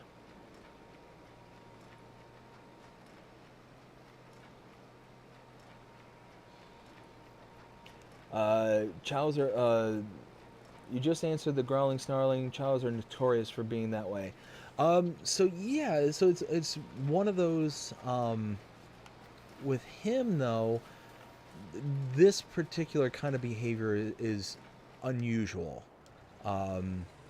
He's normally extremely loving, very affectionate, kind of thing, and one of those where this is extremely abnormal, um, for him to show any sign of aggression like this. Like he's he can be very, I don't want to say aggressive, but very what's the right word? Protective, very protective of the house and us and all that stuff. That's what he was very much known for, is being the protector kind of thing of the household. And so he absolutely could be aggressive if the circumstance called for it, but it's here lately where he's getting aggressive where it's uncalled for kind of thing. And that's the unusual part about it, is he would never be aggressive, like up until this point has never been aggressive with us. And there was one time in particular where he was like extremely aggressive, like actually like had my wife very worried as to whether or not he was actually going to do something to us. So it was just, yeah. And that was the day where we ended up taking him to the vet and kind of talking to the doctor and saying, hey, something seems wrong. And that's when the vet was saying, well, it could be a pain issue, but there's no sign that he saw that was leading to that. Could be the doggy dementia, could be like one of many different things that he was throwing out there at the time. Let's see. And we got Dust Bunny says, wow, 14 for a medium large dog. Is getting up there for sure. Yes, he's definitely getting up there. Definitely up there.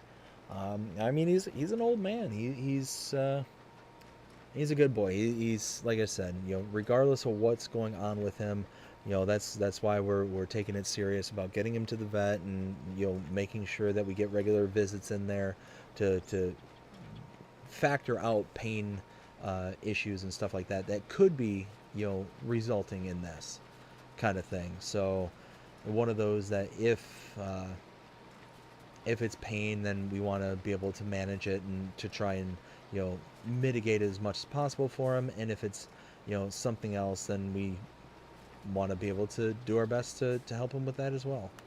So we want to do whatever is necessary to help him out, because he has provided many years of loyalty and just love to myself and my wife, and we want to be there for him when he needs it. So see. KJ Wiggums, hey, how's it going, bud? How are you doing tonight? Hope you're having a fantastic night. Oh, and I just realized I missed something. I really like the square baler. It folds its wings up like a grasshopper. Yes. It is a really nice baler. The only thing I don't necessarily care about this particular baler is that to raise and lower the windrowers that are attached to it, it requires you to actually hold a button combination. It's not. Ooh, I keep smacking into things. It's not like a you know left bumper and B kind of thing to lower it down or kind of thing. Is that you have to use the left bumper and left. Is it left joystick or right joystick? It's one of the joysticks, and that you have to wait for it to come on down. It's a small annoyance. It's a minor thing, but it is what it is, kind of thing. Not a huge deal. Let's see, and then I already read KJ. Good to hear from you, KJ. Haven't seen you around in a while. Like I said, hope you're having a fantastic day. Let's see. Oops. And the one thing I will say, the one thing I do like about it is that when you have that situation right there where I just kind of came on top of the bale, you can just lift it up and move it out of the way.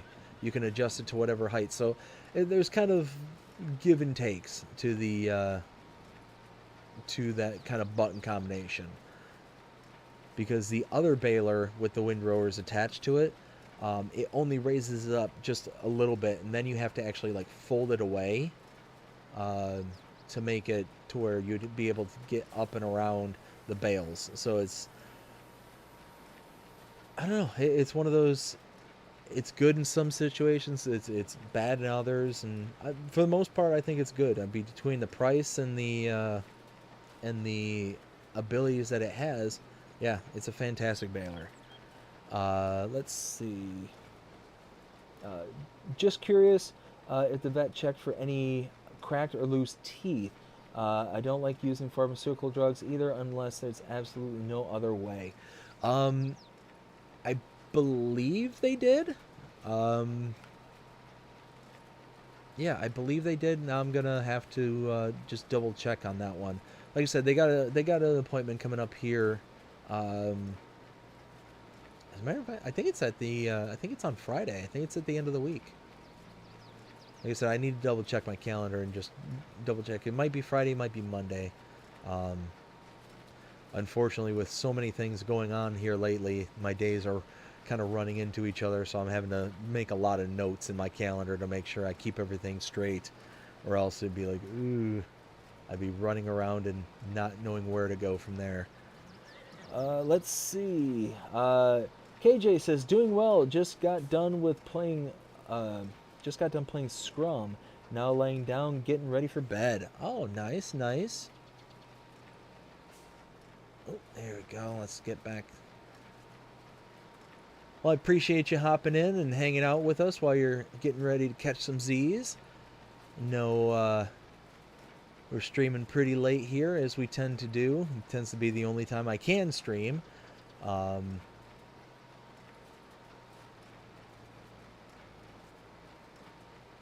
that's when I often tend to catch people, is they put me on right as they're getting ready to go to bed, and they hang out with me as long as they can, which I appreciate. I greatly appreciate. So let's grab these last little bits here.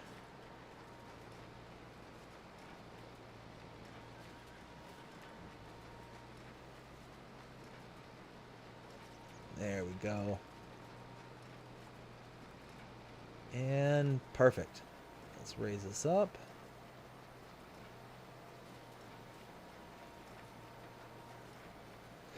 I'm not going to get that grasshopper comment out of my head now that you've said that, Dust Bunny. Drop that out.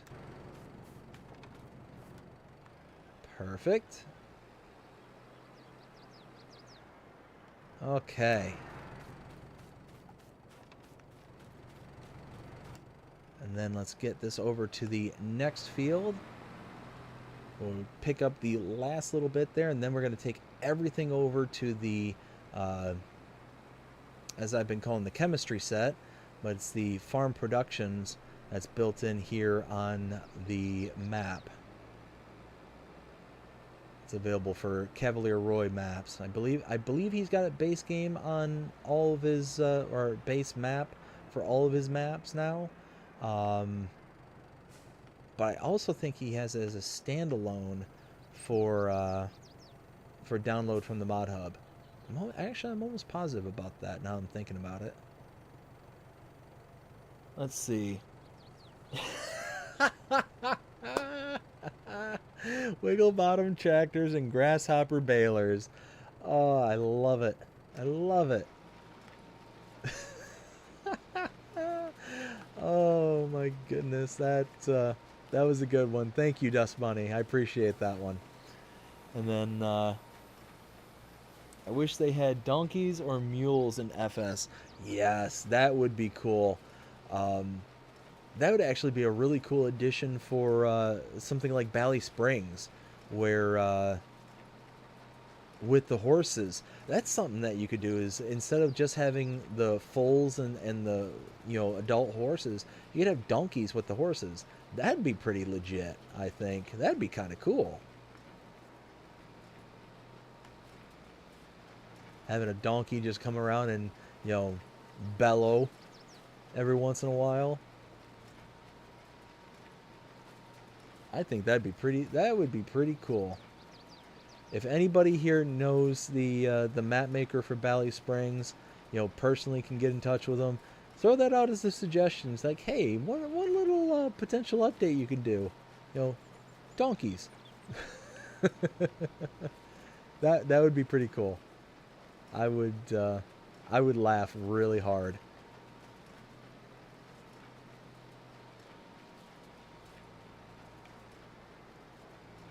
Because then at that point, I would have to go onto a map with the new animals just so I could get a donkey. And I would call it Donkey, and it would be Shrek all over again.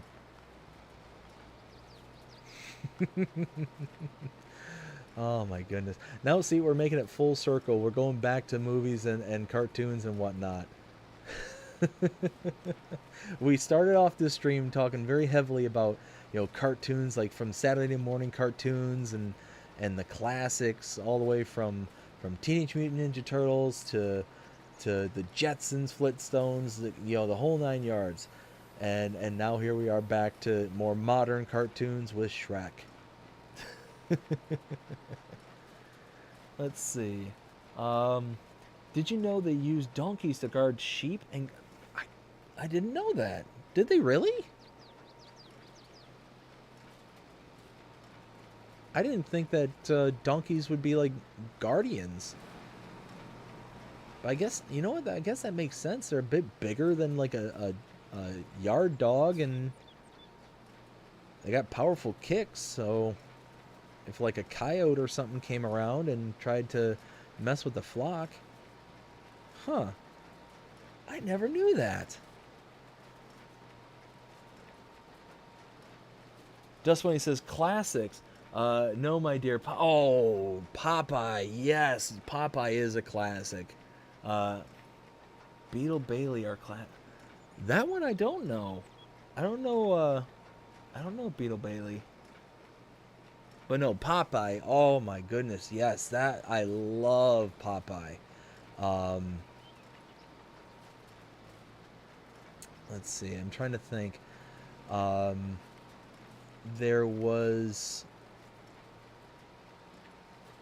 an old like movie collection that I had from way back when. It was like, I think it was like the top 50 classic movies or classic cartoons, and yeah, there was tons of Popeye on it. I used to watch that growing up all the time. But yeah, Popeye was on like reruns. I think it was on for Saturday morning cartoons, and that tend to be some of the like later airings and stuff for the Saturday. Oof, I am just missing everything. Donkeys will kill any canine unless raised with them. A mule will kill a cougar by picking them up with their mouth and breaking their... Wow! I had no idea about that. Wow. Donkeys are vicious. They're little savages. Wow. I guess it makes sense, why farmers would have them around their yards more than just, huh. Well, see, you learn something new every day. I had no idea. KJ asks, are you doing a series on Bally Spring?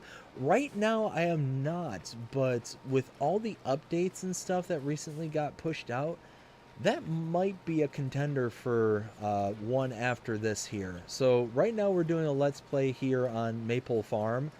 And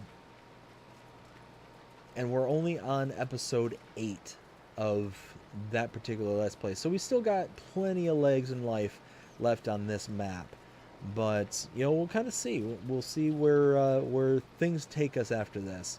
Part of the other reason why I've been reviewing some of my old map tours, like I was mentioning earlier, was specifically to re-engage with some of the old content to see what maps and whatnot I want to, go to beyond this when this series kind of runs out, and runs to its end. Where to go from there, kind of thing. So it's one of those that it's kind of I'm using it for other purposes, but that's the one purpose that I will divulge at this point in time, and potentially at a later time will divulge the other reason why I'm kind of going through. So I got things kind of cooking up in the background, and kind of seeing how things kind of work out from this point. But we'll see how everything kind of goes.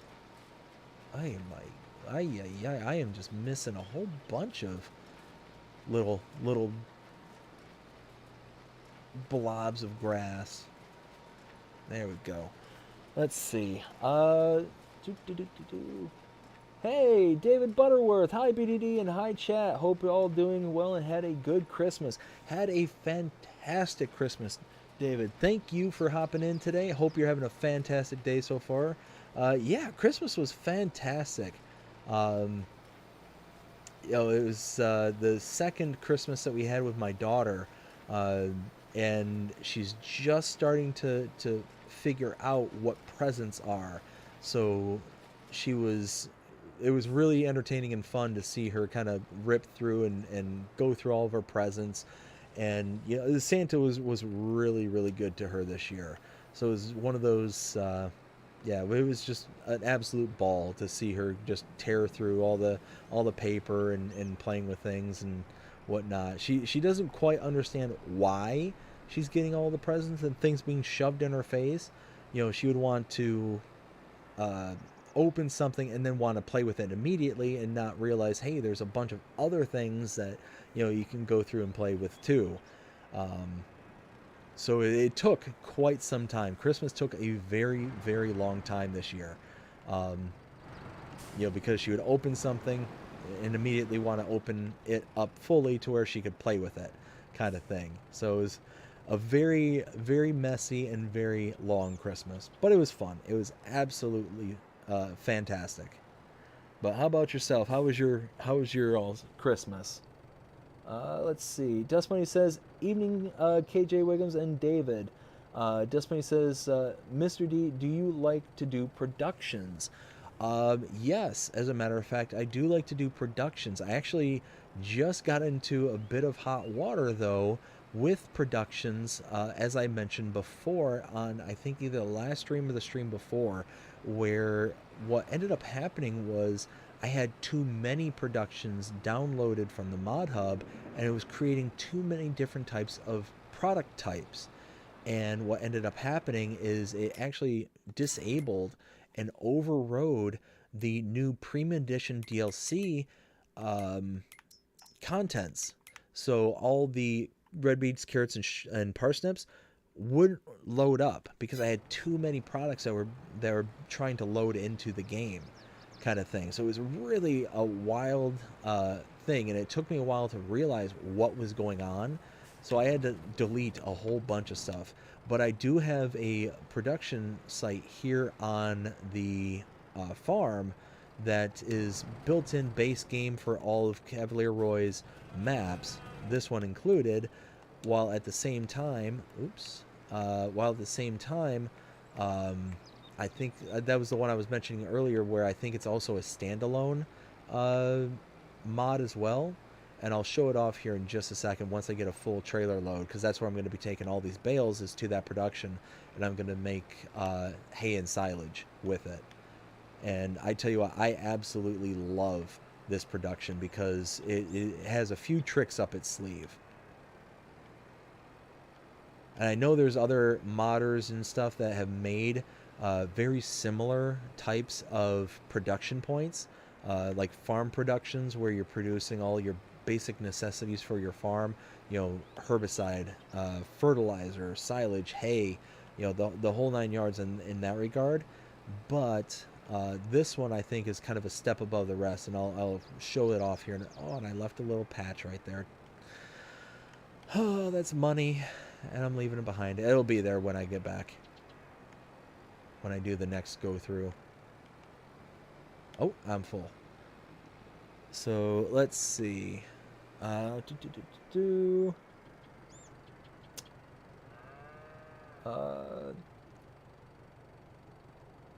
says, I watched your video on it. It made me jump on it. I switched some things up, though, trying to do something a little different. I'm sorry, I've been talking about other things, and now I'm lost in the conversation. KJ, can you clarify which video you're referring to? Dust Bunny says, one of the newest maps has tons of new productions. Yes, it did. What's up, Dust Bunny? Not a whole lot, Mr. KJ. Just hanging out, bothering Mr. D. Dust Bunny, number one, you are no bother. Let's make sure we throw that out there right this second. You're an absolute pleasure to talk to. And like I said, I'm genuinely grateful for the doggy prayers that you sent, and like that was genuinely one of the kindest things that has happened, and especially for such a hard time. So again, thank you for that. That helped out a ton, an absolute ton. Let's see. Let's go here. And KJ says, hello, David. Hope you're doing well, sir. KJ also says, Dust Bunny, someone has to do it. Also true. Did you get the computer for Christmas? No. So I've actually had the computer for a while. That's actually what's allowing me to do the recordings that I'm doing right now. But one of those where I'm taking into strong consideration what you threw out there about getting the PC version of this game. It's one of those that, you know, I'm still not sold on ditching the console version right now, because I've got the console and don't want to lose out on that as the focus. That as you know. Because otherwise I wouldn't be playing it at all. It would just be a $500 streaming device kind of thing. But it's one of those that it gets harder and harder to not kind of do the upgrade kind of thing. But like I said, it's things that have kind of been, you know, itching in the background kind of thing. Not going to make the change anytime soon, but, you know, if and when the Xbox ever goes, that might be the deciding factor on, you know, upgrading to the PC and Mac version. Let's see. Uh, Schwadheim, yes, that one had a ton of productions on it. Um, yeah, that was actually a really, I don't want to say a difficult map tour, but it was very intense because I was having to go through all the different production points and show all the various bits that they had in addition to what was normal kind of thing. So yeah, that was definitely an intense map tour. Let's see. Uh,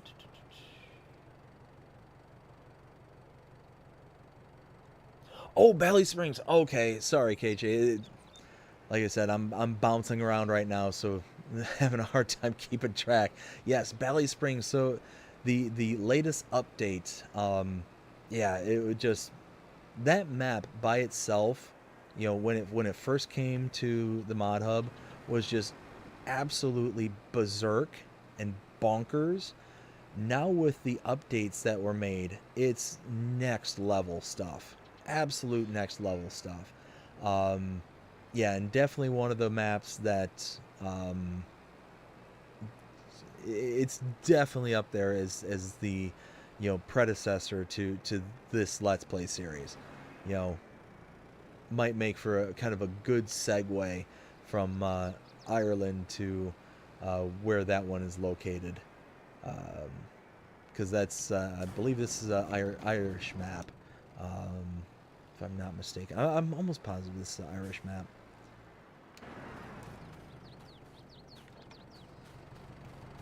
Gotta make sure we close the fences.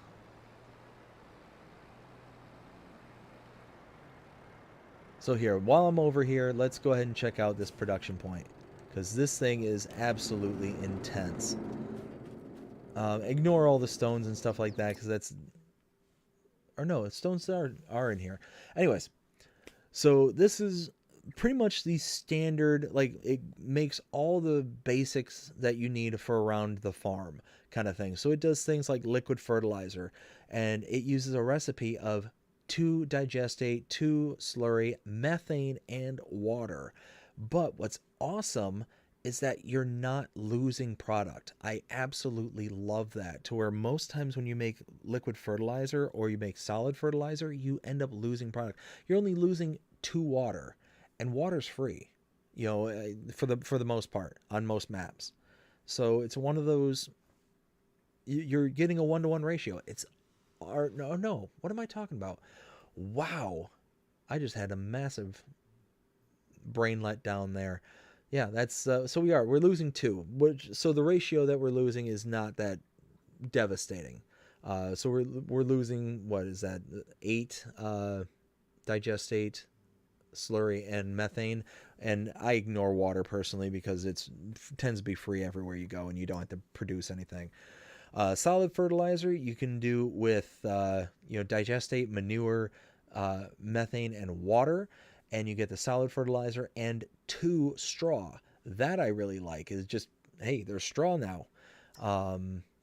You also get herbicide, digestate, slurry, manure, methane, and water, and get you, herbicide and straw. Seeds, again, another easy recipe. You got wheat, herbicide, and water. Stones, for lime, you have stones and water. But again, you get double the amount of stones that you put in, and you get 12 road salt, which is a product that we almost never get. So that's awesome. You can produce water from snow. That's a really cool recipe right there. I really like that one because it makes snow relevant. Most oftentimes you're just ignoring that it snowed. At least me personally. I don't know about anybody else. I ignore that it snows for the most part. I'll just drive around on it. But having this as a recipe, I'll actually consider picking up the snow and making water as a freebie kind of thing, and not have to travel away from the farm. We got the production of slurry, manure and water, and again, you get straw out of it, which is cool. So you're actually, you're putting straw into your animal pens to get manure, or you typically using straw in some way, shape, or form to get manure. Well, this way you can at least get it back out again. So that's cool. Mineral feed, silage additive, which this is a berserk recipe. 0 digestate, 0 slurry, and 6 water gets you 24 silage additive. So that's really cool. That one I keep meaning to turn on, but I don't have any water here, so I don't know if I can turn it on because I don't have. Well, the test I want to do is if it requires 0 digestate and 0 slurry, do I have to have something in the digestate and slurry in order for the recipe to recognize and turn on? Or will it just turn on and function because it doesn't require anything because they're set at zeros? Well, time will tell. I will test that out eventually. Cut sugar beets. We've got diesel, which this one I'm kind of iffy about because you need canola oil, sunflower oil, water, and methane. And canola oil and sunflower oil are already an expensive product, and I don't know if you're getting a strong back end price or product for what you're trading in for. So that's kind of an up in the air kind of thing. You got hay, you got silage, but the silage produces methane, and you can see I've got almost 60,000 liters of methane right now. We got silage using grass, using hay, using chaff. You got TMR, you got pig food. I mean, this thing is incredible. I absolutely love this this production point right here. And I also have the production point for the BGA as well, which is also producing tons of methane. As you can see, I got over 70,000 liters and got almost 230,000 liters of digestate right now. So let's see. Dust Bunny says Jesla Pharma in Norway is a content creator, and he does Let's Plays on both the PS5 and on his computer. He just does different maps. Oh, that's... You know what? I didn't think about that. So do like a map only available for consoles on the console, have a Let's Play series going on that, and then have another one for like maybe a PC only map. That's actually not a bad idea, Dust Bunny. I like that.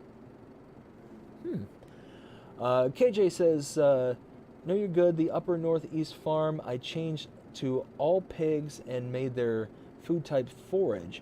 That way they can mix their food, and then it turns the corn dryer into a boiler to cook their food. Ooh, that's cool. It's pronounced Yelsa. Oh, okay. Yelsa. Yelsa Farmer. I'm gonna have to check them out. I want to see. Now the only issue that I could see from me personally, and what would be kind of preventative of me doing multiple Let's Play series at the same time, is the lack of time that I have, because I have kids, and soon to be having the second one here in a few months. So it's one of those where, the time that I have is already so limited that creating another source of content is going to be difficult, and without there being large gaps in between each of the episodes for the different series. So it's one of those. I'm gonna have to do some thinking and try to figure out some kind of schedule that I can, set for myself, and something that's actually like obtainable with the circumstances that I'm in my life, kind of thing. Because I work full time, and because I have a wife and daughter, and soon to have a second daughter on, going to be here soon. It makes it difficult to do this without being super late into the mornings, which is why I stream when I do. When I start at 9:30, I start at 9:30 because my daughter went to bed at 9, kind of thing. So it gives me about 30 minutes to kind of gather my things and make sure everything's where it needs to be, make sure I do all my checks to make sure that I'm able to sign in and do the stream properly and do all that stuff. So it works out very well. It gives me that kind of half-hour buffer uh, between the time she goes to bed and the time I want to start streaming, um, or producing whatever kind of content that I'm working on at that day. Um, but no, I do like that idea. It's just maybe bounce around between, like, one week focus on the PC, the next week focus on the the console, and kind of bounce back and forth. You know what? I should just drop this off real quick instead of going to pick up 4 more bales or 6 more bales. I can just drop this off and then get a whole 18. That's using that's using the old head for more than the hat rack. Let's see. Ooh, easy, easy. Let's see. KJ says, "Let me know when you have six." Oh, oof. 6 kids. I get that. Timing is everything. I do all my records late at night, during the week, and weekends, early mornings and nights. Oh my goodness, KJ, you are busy. Whew. Yeah, no. Unfortunately, 6 kids are never going to be on the docket here in this household, and it's not for a lack of not wanting 6 kids. It's a all of our kids that we have right now are in vitro kids, and 2 is the maximum that we had out of the procedure. So those are the 2 that were actually viable and whatnot. So we are at our capacity at this point. Now we could possibly and potentially go in for another retrieval and stuff like that, to where we could potentially get more eggs, and go through all those extra steps and stuff. But this was the last, fully matured embryo that we had from the first retrieval kind of thing. So we're just kind of leaving it at that kind of thing. And it's really it's expensive. It's incredibly expensive. And oftentimes prohibitively so. Thankfully my wife and I are in a position where we were able to make smart choices early on in life, or I should say earlier in life, to where we're not like, we're certainly not millionaires and billionaires kind of thing. We don't we're not well off whatsoever, but we made smart choices with where we lived in order to be able to afford things like that. We got into a house, into a neighborhood that was significantly under budget, so we could specifically have the extra money to be able to do the in vitro, because that was our only option left at that point. Natural wasn't going to work. So, and thankfully, we got lucky. We got very lucky when everything was said and done. I think I've told this story on stream before, but I'll go ahead and say it again just really quick. We ended up getting, what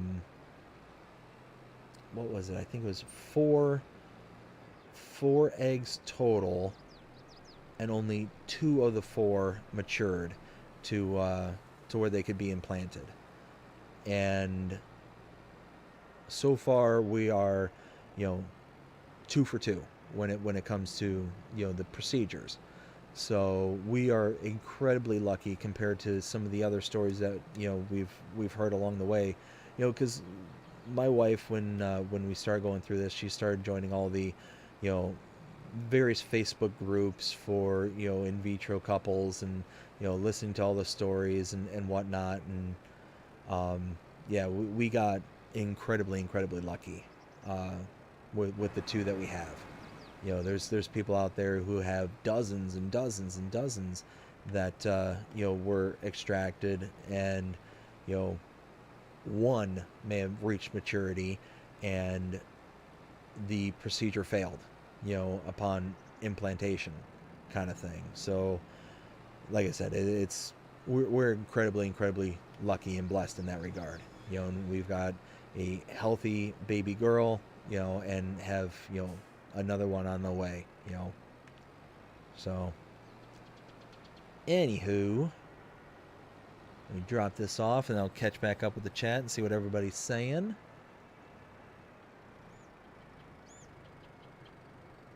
There we go. Drop this off here. Perfect. Now we've got 478,000 liters of grass in here.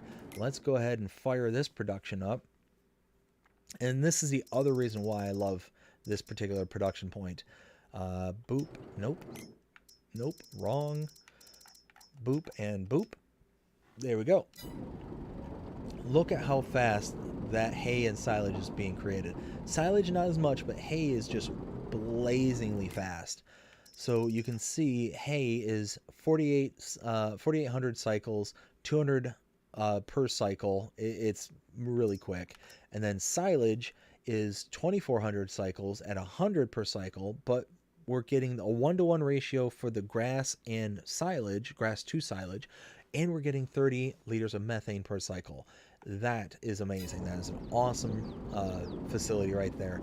And that methane, if you install the methane cell point onto your map, is actually a really good product to invest into. Like I said, we've been chugging along and making some pretty healthy money with the methane. Let's see, let's put this in like so. Perfect. All right, let's catch up real quick. Let's see what everyone's saying. Dust Bunny says, out of all the content creators I watch, only 2 play on PC. All the others play on PS5. Well, I guess that's I'm the only one. Words are hard. I guess I'm the only one on that list that's on Xbox. Let's see. Dust Bunny also says, even though I play PC, I prefer the PS5 content creators' Let's Plays. Okay, well, that's cool. Let's see. KJ asks, why is that, Dust Bunny? I'm actually curious myself. And Dust Bunny says, why do I prefer PS5 ones? And KJ says, yes. So yeah, I'm curious as well. Is why the preference for the PS5 content, or just the console content? Let's see. Go park this here like so. Let's see. So we've got all this is being produced, so that's good. We don't need to put anything in here. We got a whole bunch of straw from the contracts that we done. Okay, what contracts we got going on? We've got a couple harvesting contracts, oats, canola, and some more oats. And we got some baling. You know what? We can rip through this baling contract really fast. Yeah, let's do this one real quick. Oh, and it ate it. Dust Bunny says, I didn't realize you're on Xbox. Yes, I am on Xbox. Yeah, I don't do PS5. Nothing against it. It's just that's the console that I invested in. So that's a bummer. That was the one contract that looked decent because of the equipment it gave you.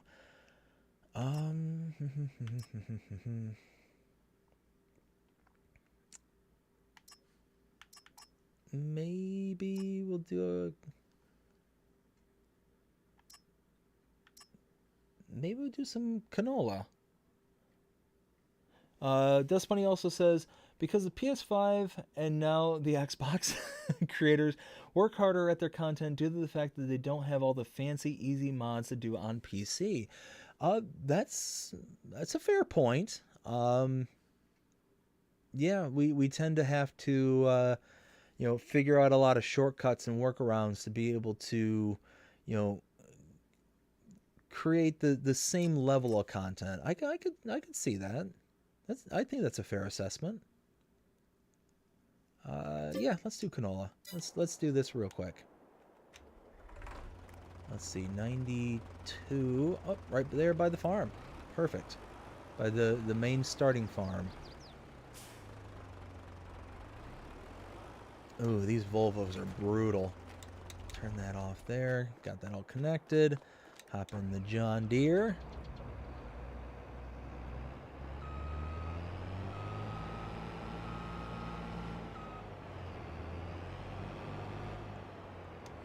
There we go.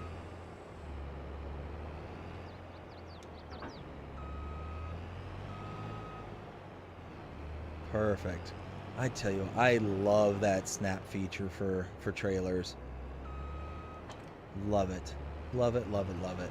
I've said it so many times, and I'll probably continue saying it until, I'm blue in the face. One of those that specific feature is an absolute game changer when it came from 19 to 22, is the header snap. Love it, love it, love it.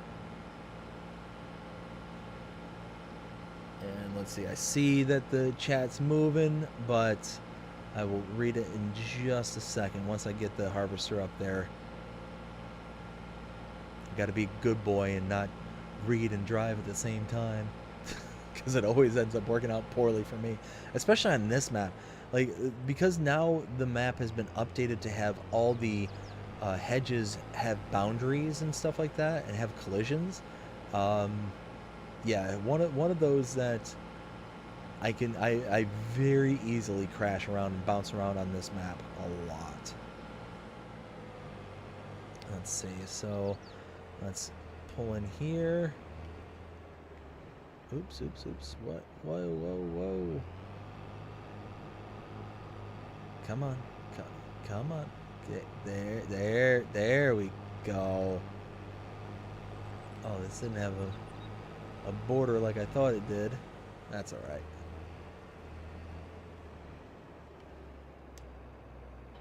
Okay, drop that there.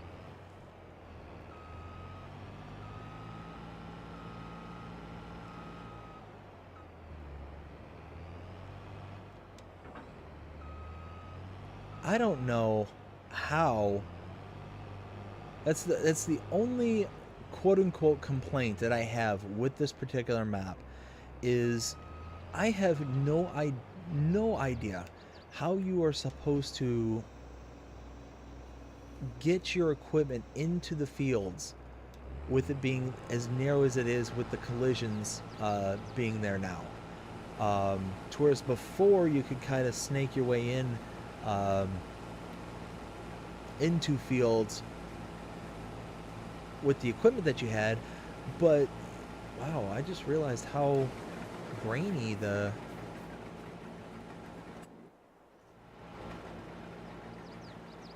if you look in the distance, you see how grainy the canola is, like pixelated almost. I don't think I've noticed that before on this map. Yeah, you can kind of see it, like, huh. That's the first I've noticed it. But this is the first canola contract. Oh, and you know what? Let me check out the chat real quick. Where are we? Such as free landscaping, place anywhere, reduced maintenance costs, fly mode. Oh, and yes, super strength. Yeah, so all those are definitely definitely nice to have, kind of thing. But like I said, that's definitely a really good point. You know, the lack of those abilities does make it for content creators to be a little bit more creative. I do like that as a point. I can see that with some. A lot of the mods I use are quality of life, i.e. makes the game better. My one series has been going on for a little over a year. No cheats, lots of grind. Wow. KJ, you have a series that's going on for over a year? Holy smokes, dude. That's crazy. Fair, I do use free landscaping. Bring the header in with the tractor. Then wow.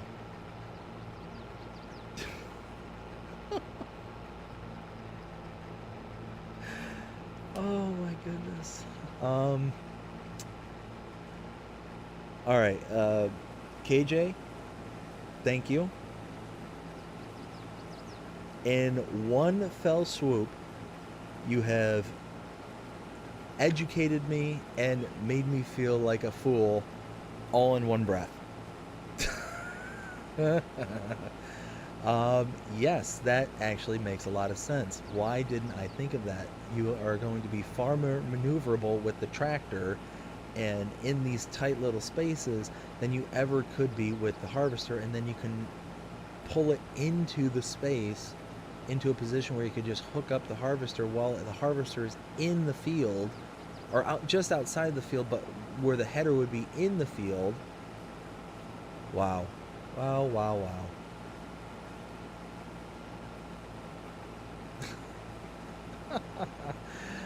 Oh my goodness. You know what? I'm gonna chalk it up to it's almost midnight my time and it's late. Let's go with that. That's I knew that all along. That's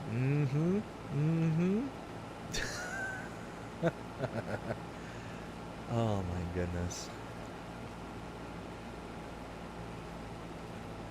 One of those, for some reason, Homer Simpson is just rolling through my head right now. I am so smart. I am so smart. SMRT. Oh my goodness. Oh,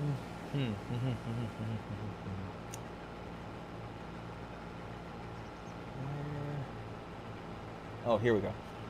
Another one console players need is the map objects hider, which is only available to them on Valley Springs. KJ, or Dust Bunny says to KJ, what's the name of your series that you're referring to? Keep in mind, Mr. D, that bring the header in with the tractor works great so long as you do not have crop destruction on. Yes, 100%. Which one of these days, I'm going to turn on crop destruction to increase the realism, but it's just one of those that I just haven't gotten the nerve yet. Let's see. KJ says, yeah, started with 1.2 million in debt. Oof. And have been working on paying off. I have to pay $5,000 a month back to the bank. Oof. Saving Pap's Farm. I've seen that. I've seen that series. Like I haven't watched like every episode, obviously, but I went onto your channel not too long ago and saw that as one of the series on there, and I started watching one of the latter episodes. Wow, I didn't realize that you've been going on for a year on that one. That's crazy.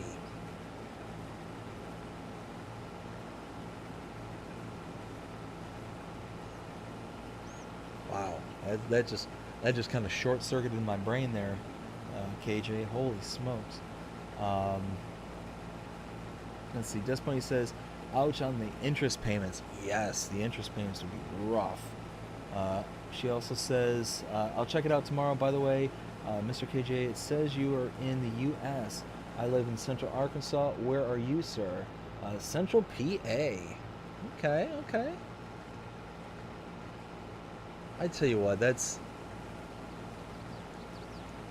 not something I ever thought of that I would really enjoy so much about being a YouTuber and doing these live streams and whatnot is, that kind of human factor, the interactions that we all get to have now, and finding out that there's people not only just all over the US but all over the world that hop into these streams and that you get to talk to in real time.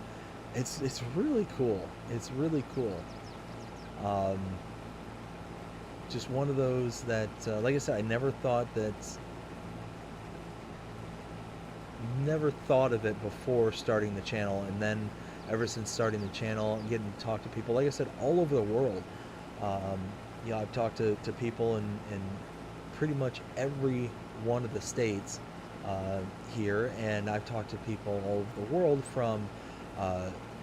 from South Africa to Finland to Sweden to I think there was somebody I spoke to who was in Russia not too long ago.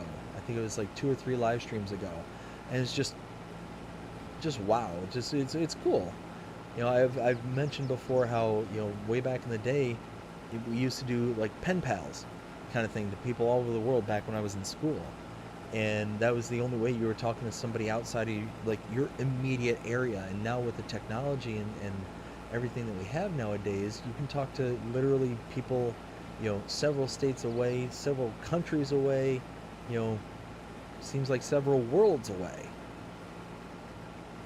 It's just cool. It's just always something cool to reflect upon and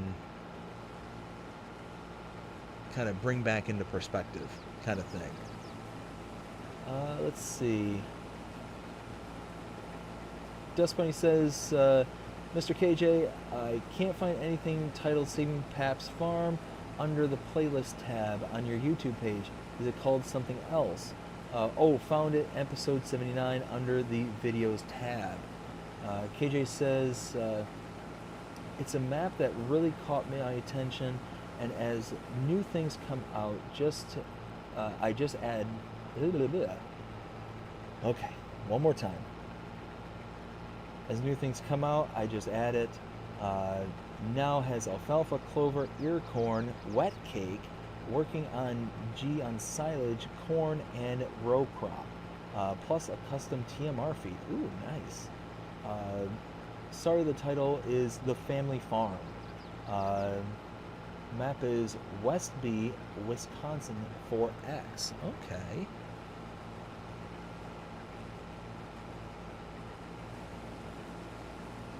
Definitely gonna have to check that out. Like I said earlier, I don't... oh, excuse me. Sorry about that. I don't get a lot of free time, but one of those when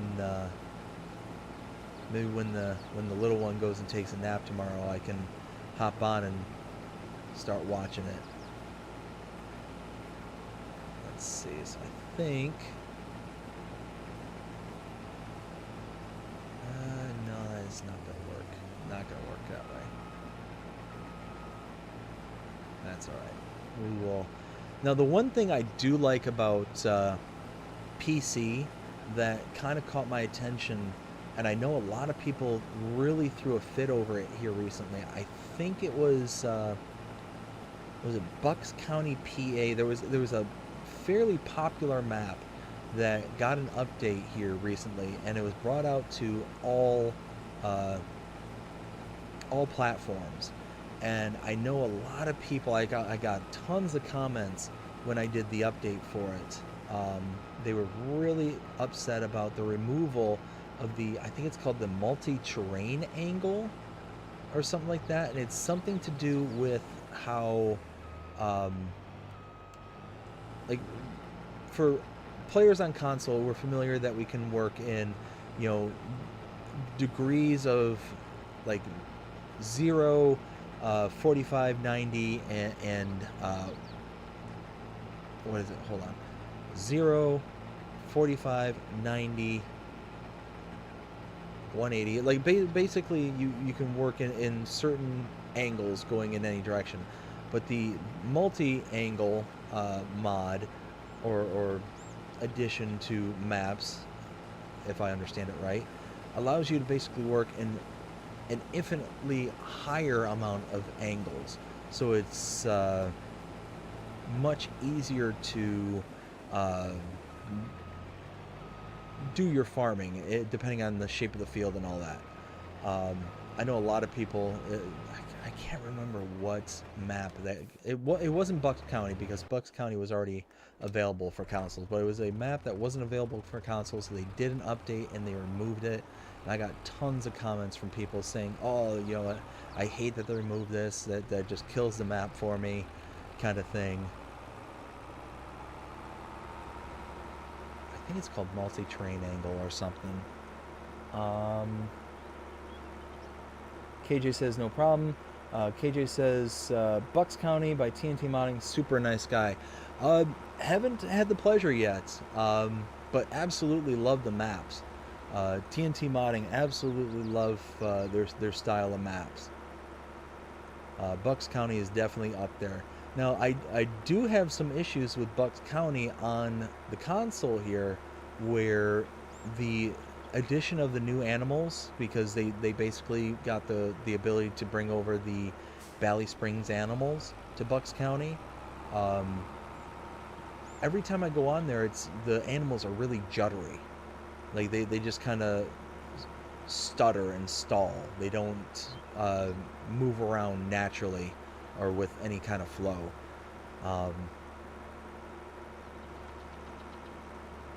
So yeah, one of those. I don't know if it's just me or if it's a console issue or what. Let's see. Let's unpack or unload. Wow, I don't recall seeing this really harsh pixelation for the canola on this map before. This is, like I said, this is the first time I recall seeing just how harsh that's coming out.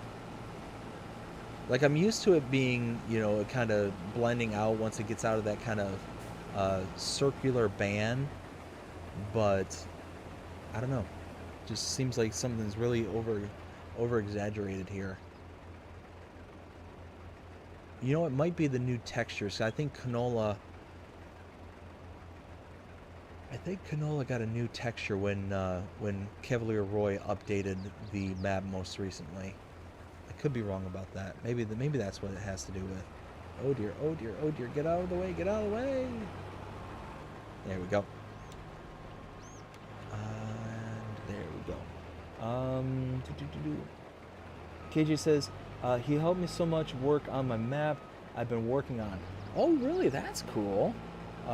Destiny says, wow. You were working on a map.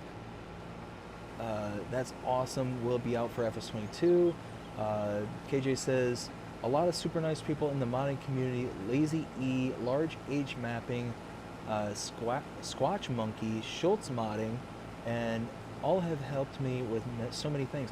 That's awesome, KJ.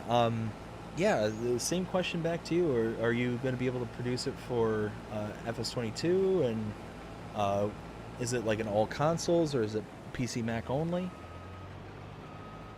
Dustmoney says, I've chatted with Mr. Schultz Modding, but don't believe I've heard of the others. No, those are all new ones by me, or at least as far as I'm aware. I might have, you know, come across them in tours and updates, and it's just not ringing any bells.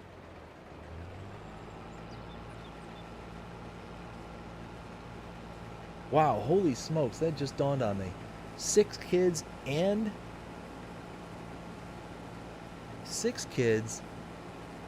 a content creator, and creating a map? Holy smokes, dude. You are a machine. Let's see. KJ says, I don't know. There's so much that surrounds the map. I struggle with the animal mesh and such. Okay. Well, hey, man, keep it up. I mean, it's one of those where you know, would love to see your name, you know, popped up there on the mod hub right there next to a map. Would love to be able to give it a look-see.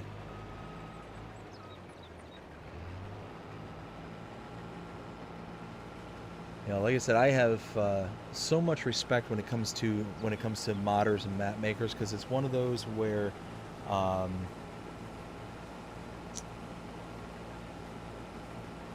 so much work and so much love and so much effort goes into the creation of the maps and creation of the mods that we get to enjoy, and that we get to enjoy for free, kind of thing. So it's one of those that I always found it interesting to be able to talk to map makers, because I don't have the talent to be able to do that kind of stuff.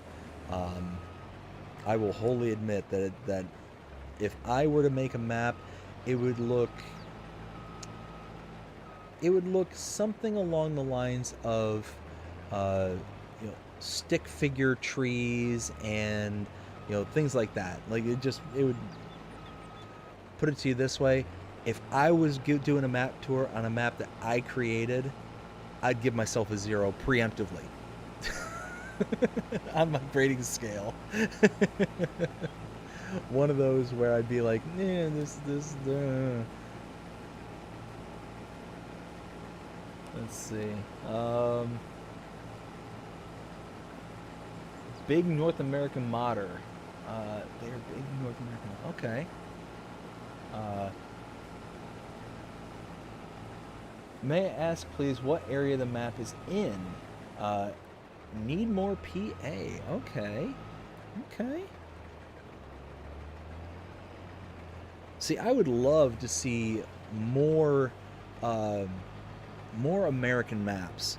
I mean, we got a good selection. We got a really good selection of American maps, but what we often run into with American maps is a lot of them are very similar in that you get big, large fields, large equipment, and very squared off kind of fields. It's very rare that you get a map like Bucks County, PA, where it's not squared off. It's not very worker friendly kind of map. So yeah, it's just one of those that I hope we get to see it. I hope we get to.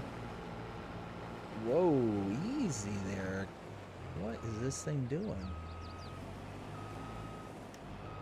I hope we get to see it, and I hope we get to one day get to play on it, kind of thing, and get to do a tour, and be like, hey, and give you the shout out. Like I said, it'd be cool. There's actually another subscriber to the channel, Jaked Up. Actually, haven't seen them in a little while, but they did just recently friend me on Facebook, so I was going to reach out to them because I know they were in the middle of making a map. But I know they have a small child that last I heard was only like a month or two old. So who knows if the little one has put it on the back burner or anything like that. But I know they were in the middle of it, and they were doing streams on like building it and doing stuff. And last I saw, they actually had like the animal dealer placed, and like the terrain was all there, but they were just putting in some of the kind of points of interest, like the animal dealer and things like that. So who knows? We'll see. Let's see. Despony says, will it be for all platforms? KJ says, need to get it to run on PC first. I can understand that. Despony says, I tend to prefer worker-friendly fields.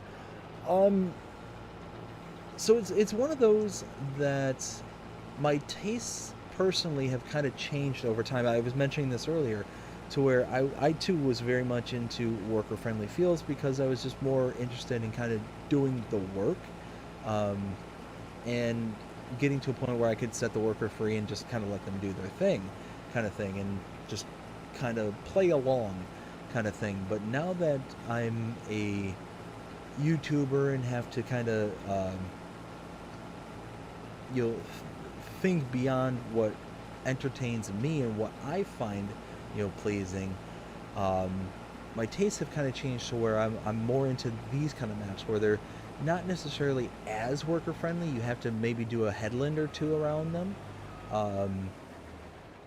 But it ends up working out rather nicely because in the end you get to kind of have the best of both worlds. You get to do the manual work and you get to be able to eventually throw the worker into it to, kind of go from there. Let's see. KJ says, I have the creative mind, but I don't understand all the XMLs and file pathing. I'm self-taught with guidance and tips from a lot of the guys I've named. That's awesome, though. I mean, it's kind of the same boat I was in when I started learning SQL and whatnot. I was self-taught in SQL, and one of those. It's amazing what you can do when you sit down and put your mind to things.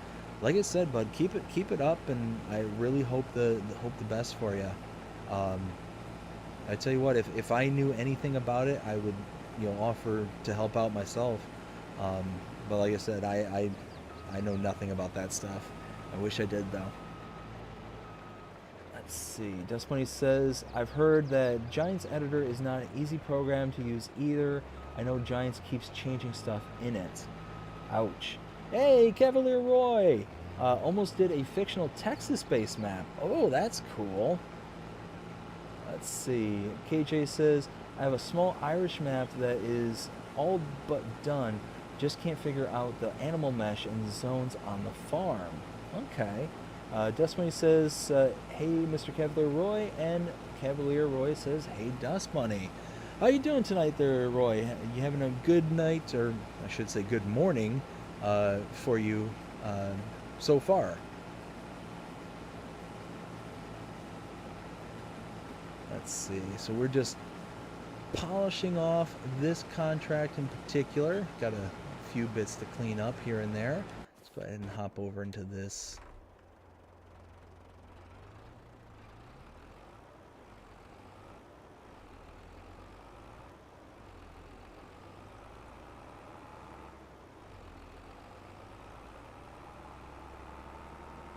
And heck, speaking of various map makers, we got the map maker for this particular map in the chat right now, Cavalier Roy.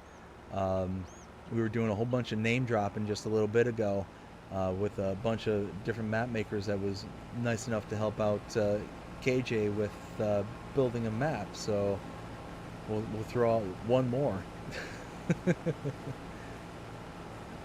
Let's see. Roy says, apart... missing the... Apart from not being able to sleep, all good. Thanks, bud. Yourself. I'm doing fantastic. Did you have a good Christmas? Hopefully everything was good on that front. And it's a bummer that you can't sleep.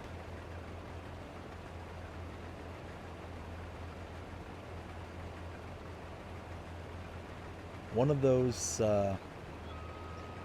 I actually just recently, I used to have a really bad caffeine habit to where I was drinking lots and lots of caffeine, and I was really struggling at night to get good night's sleep. But here recently, I switched up and am only allowing myself, like, I think 400... is it micrograms, milligrams? I don't know what the mg in the caffeine rating.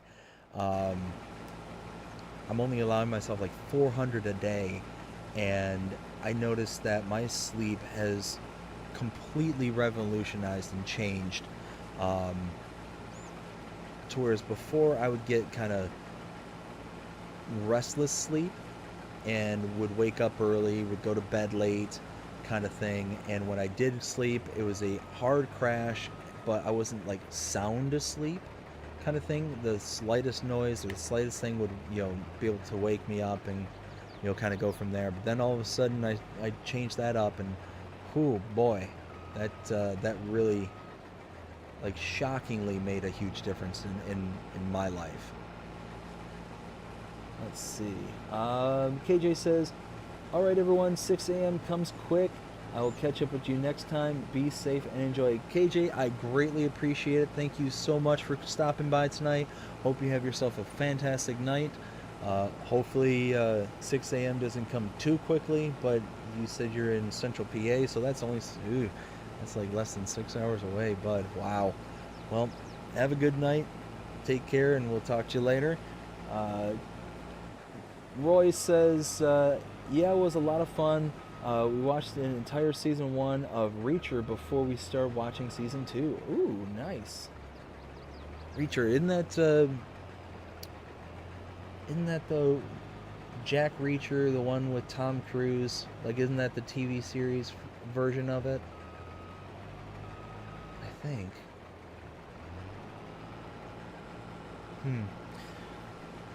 Let's see.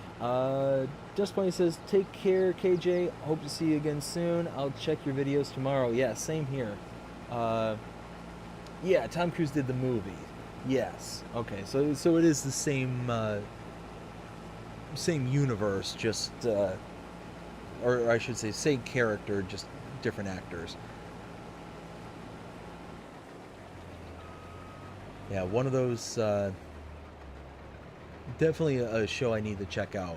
Um, it caught my interest. I just don't have any time. Between between dad and wife and YouTube, things get busy, and obviously full-time job.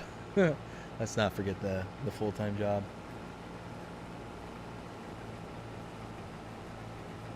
All right, so we're just about done with this field. Oh, love it, love it, love it, love it. I tell you what, I have had an absolute ball here tonight, hanging out with y'all and just chatting it up. We were talking about good cartoons. Dust Bunny corrected us in saying not classics, which no, I don't disagree that Popeye. Again, I don't recall the other one that you mentioned, but Popeye certainly is a classic.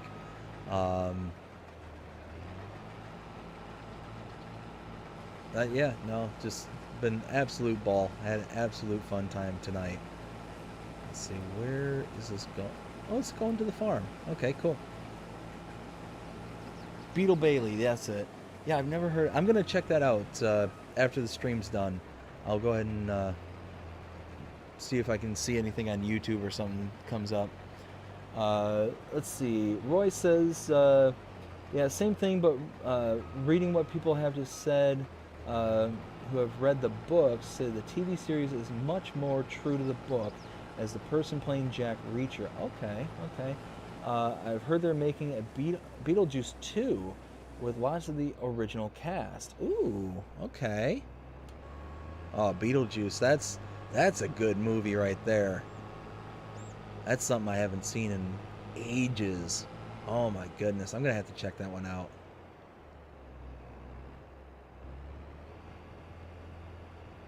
It's one of those though that I worry. Like, I have very little faith in Hollywood nowadays. Oops, I meant to. With it being the original cast, that definitely, bodes, a plus, and I hope that it's good, and kind of true to the kind of original IP.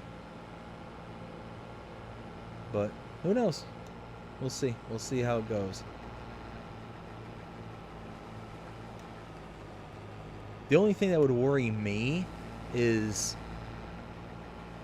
back when Beetlejuice first came out, the CGI and things like that wasn't really a big thing. There were certain things that they could do, like the claymation stuff like that, but not really like in-depth, computer generated modeling and stuff like that, to where I would feel like if they did it nowadays, it'd be nothing but CGI everywhere, and you're in Beetlejuice's world for majority of the movie, and it's all gonna be like really gnarly and CGI, and I don't know, just, you know what, I'll reel it in and just say, Hopefully it's good. We'll keep my fingers crossed.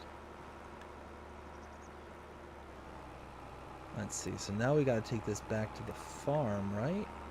Yeah, back to the farm. Cool. This is going to the farm productions. Oh, while I'm thinking of it, I need to give a shout out to my channel members.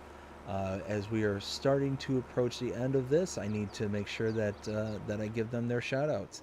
So want to give a shout out to my tier 2 members. Mark K, thank you so much for being a tier 2 member. I greatly appreciate you. And if you are interested in becoming a member of the channel, go ahead and check out below, I believe in this video or this live stream, as well as in the link in the description below. You can find the join button that will give you access to one of 2 tier memberships. The first tier, being at 99 cents a month, gets you access to things such as custom emojis, custom badges, and early access to edited content such as the Let's Play series and the channel shorts. Tier 2 memberships gives you exactly what you just heard here. For $4.99 a month, you get a shout out at every single live stream that I do, as well as everything that I previously mentioned in Tier 1. So again, if you're interested, I greatly appreciate you checking it out. And I greatly appreciate all my channel members, regardless of what tier you are, and I greatly appreciate everybody who is subscribed to this channel.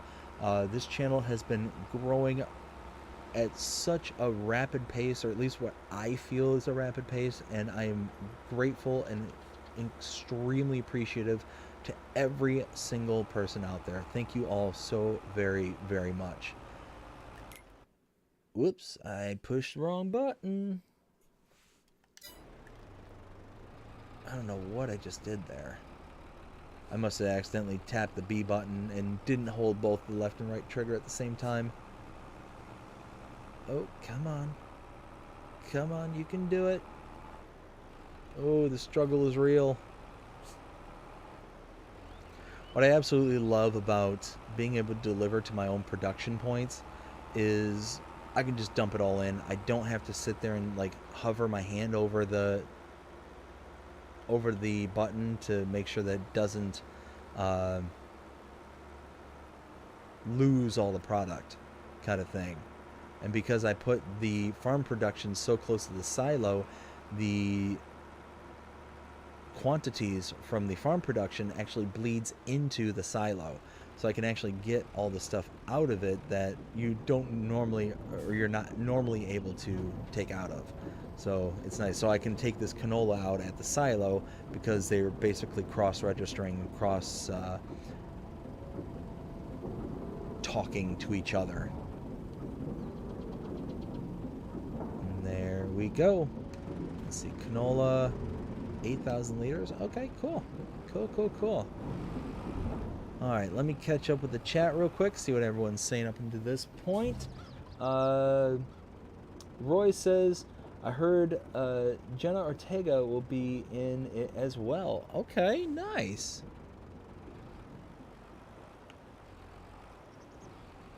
Let's see, so let's go. And there we go. And one thing I meant to check was the precision farming. 52, 79, 79. Oof. That really crushed my score. I got to remember to lime and fertilize. Got to remember that for next time. Oh, the silo's right here. So yeah, so basically what happens is because the production point that I put down here is right close to the silo here, both of these kind of talk to each other, so I can get the canola that I just put in here and take it out over here, kind of thing. It's just something that happens with some of the production points. Like you can see grass, I can't get grass out of this pipe right here, but it's showing that it's available in the silo. At least I don't think I can get grass out of here. Anyways, yeah, you can see canola, stones. Like I'm almost certain you can't get stones out of here. So the stones are specifically sitting over in the uh, farm production point there, and one of those that I think I can take them out over there, but I can't get them out over here. But let's see.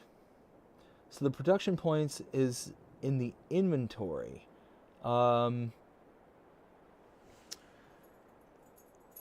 So yeah, the inventory can kind of crosstalk if you place them too close together. So the inventory that's here in the silo, I could theoretically pull into a recipe that's in here. So if I put in the canola over here as opposed to putting it in over here, it would still register over here that the canola was available to be used as a process. Roy says, no one stones are in the farm production, you can't get them out.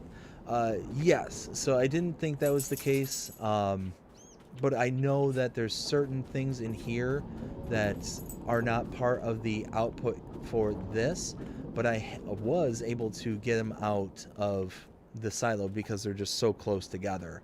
And it's just that kind of weird thing between productions and silos where the inventory just kind of cross traffics between each other. So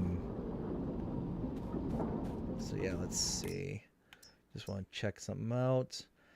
So we've got almost 80,000 liters of methane here.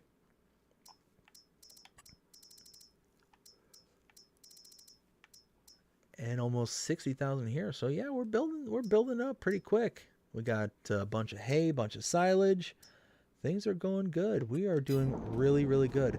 $227,000 in cash. So we are doing really, really good. I'm really happy. I'm really happy with how things are going here on the farm. We're starting to build things out. We're getting all the animals now. We've got the cows, the sheep, the chickens, and the horse all set and ready to go. And now we can really start expanding operations and really kind of going from there. Let's see.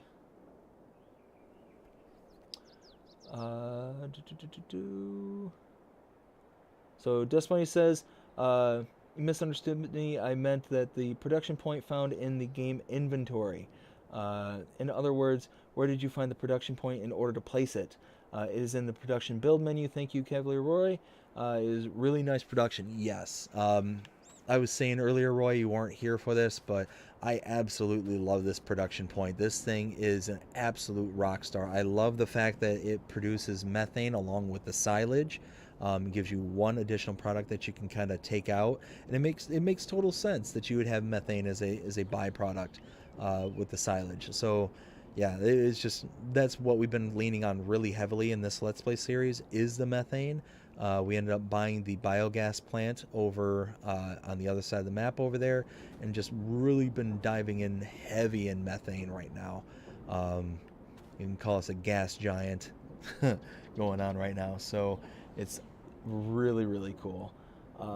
Let's see. No problem, bud. It's built into the map, so just have to place it yourself if you wish. So, Roy, isn't this also available as its own mod on the mod hub? I've been saying that I thought it was available as a mod in the mod hub, but I couldn't remember for certain. I thought it was. Let's see. Roy also says, however, I did release it as... Oh, so, yeah, placeable for all platforms. I should have just read one sentence lower. Dust Bunny says, recently, and Roy says, yeah, just before Christmas. Dust Bunny says, I'll be looking for it. Yes, absolutely. I cannot recommend this production point enough. This thing is killer. And like I said, I've seen other modders and whatnot make similar production points like this. I know like Omatana has one that's very similar to this. I know oh, their name slips my mind off the top of the head. What is it? Anyways, it's very similar to this, but this one I just feel like does so much more and so many cool little tricks that some of the other ones don't do. Like I was saying earlier, it makes the methane based on, producing silage. It makes water from snow. I've got another mod downloaded specifically for snow, and this is the one time where snow is actually, I feel, relevant in the game. You can actually do something with it. I mean, yeah, you can go out and plow it, you can salt it and do things like that, but it's just, there's really no practical point to the snow other than it being like a seasonal event kind of thing. But I love that you can make water out of it. I love that you can do the fertilizer and that it's not a ridiculous loss. There's so many fertilizer production points out there where it's like 1,000 product in and 500 out. Like you're losing half of your product just through the process, kind of thing. Yeah, just can't sing enough praises about this. Let's see. Destiny says, found it. Thank you again, sir. Said you're welcome. Budette, I'm a woman. Can't tell by my name. Oh yeah, I remember you telling me last time. Oh my goodness, good times. Let's see. But I tell you what, y'all, it is almost 12:30 my time. Uh, Thankfully, I don't have to be up for work tomorrow, but I do have to be up to get the little one out of bed when she decides she wants to be out of bed. So, I think that's where we're going to leave it. Thank you all so much for stopping by tonight, hanging out. I greatly appreciate it. I had an absolute blast with y'all tonight. I hope everybody else had a good time here tonight. I hope let's see. For some reason I feel like there was something I meant to say before leaving. And if I can't remember, it must not be that important. Anyways, I hope everybody enjoyed it. If you did, please show me by liking, sharing, subscribing, following, commenting, doing all the things. The algorithms enjoy you doing it. Shows you're engaged with this channel and enjoying the content. Wow. It is getting late. And enjoying the content. That being said, I hope you have a fantastic day. I just saw that out of the corner of my eye, Dust Bunny. I hope you have a fantastic day, night, evening, wherever you are in the world. Take care. And I'm going to catch up on these before signing off. Have a good rest of the evening. Tell the missus again for me.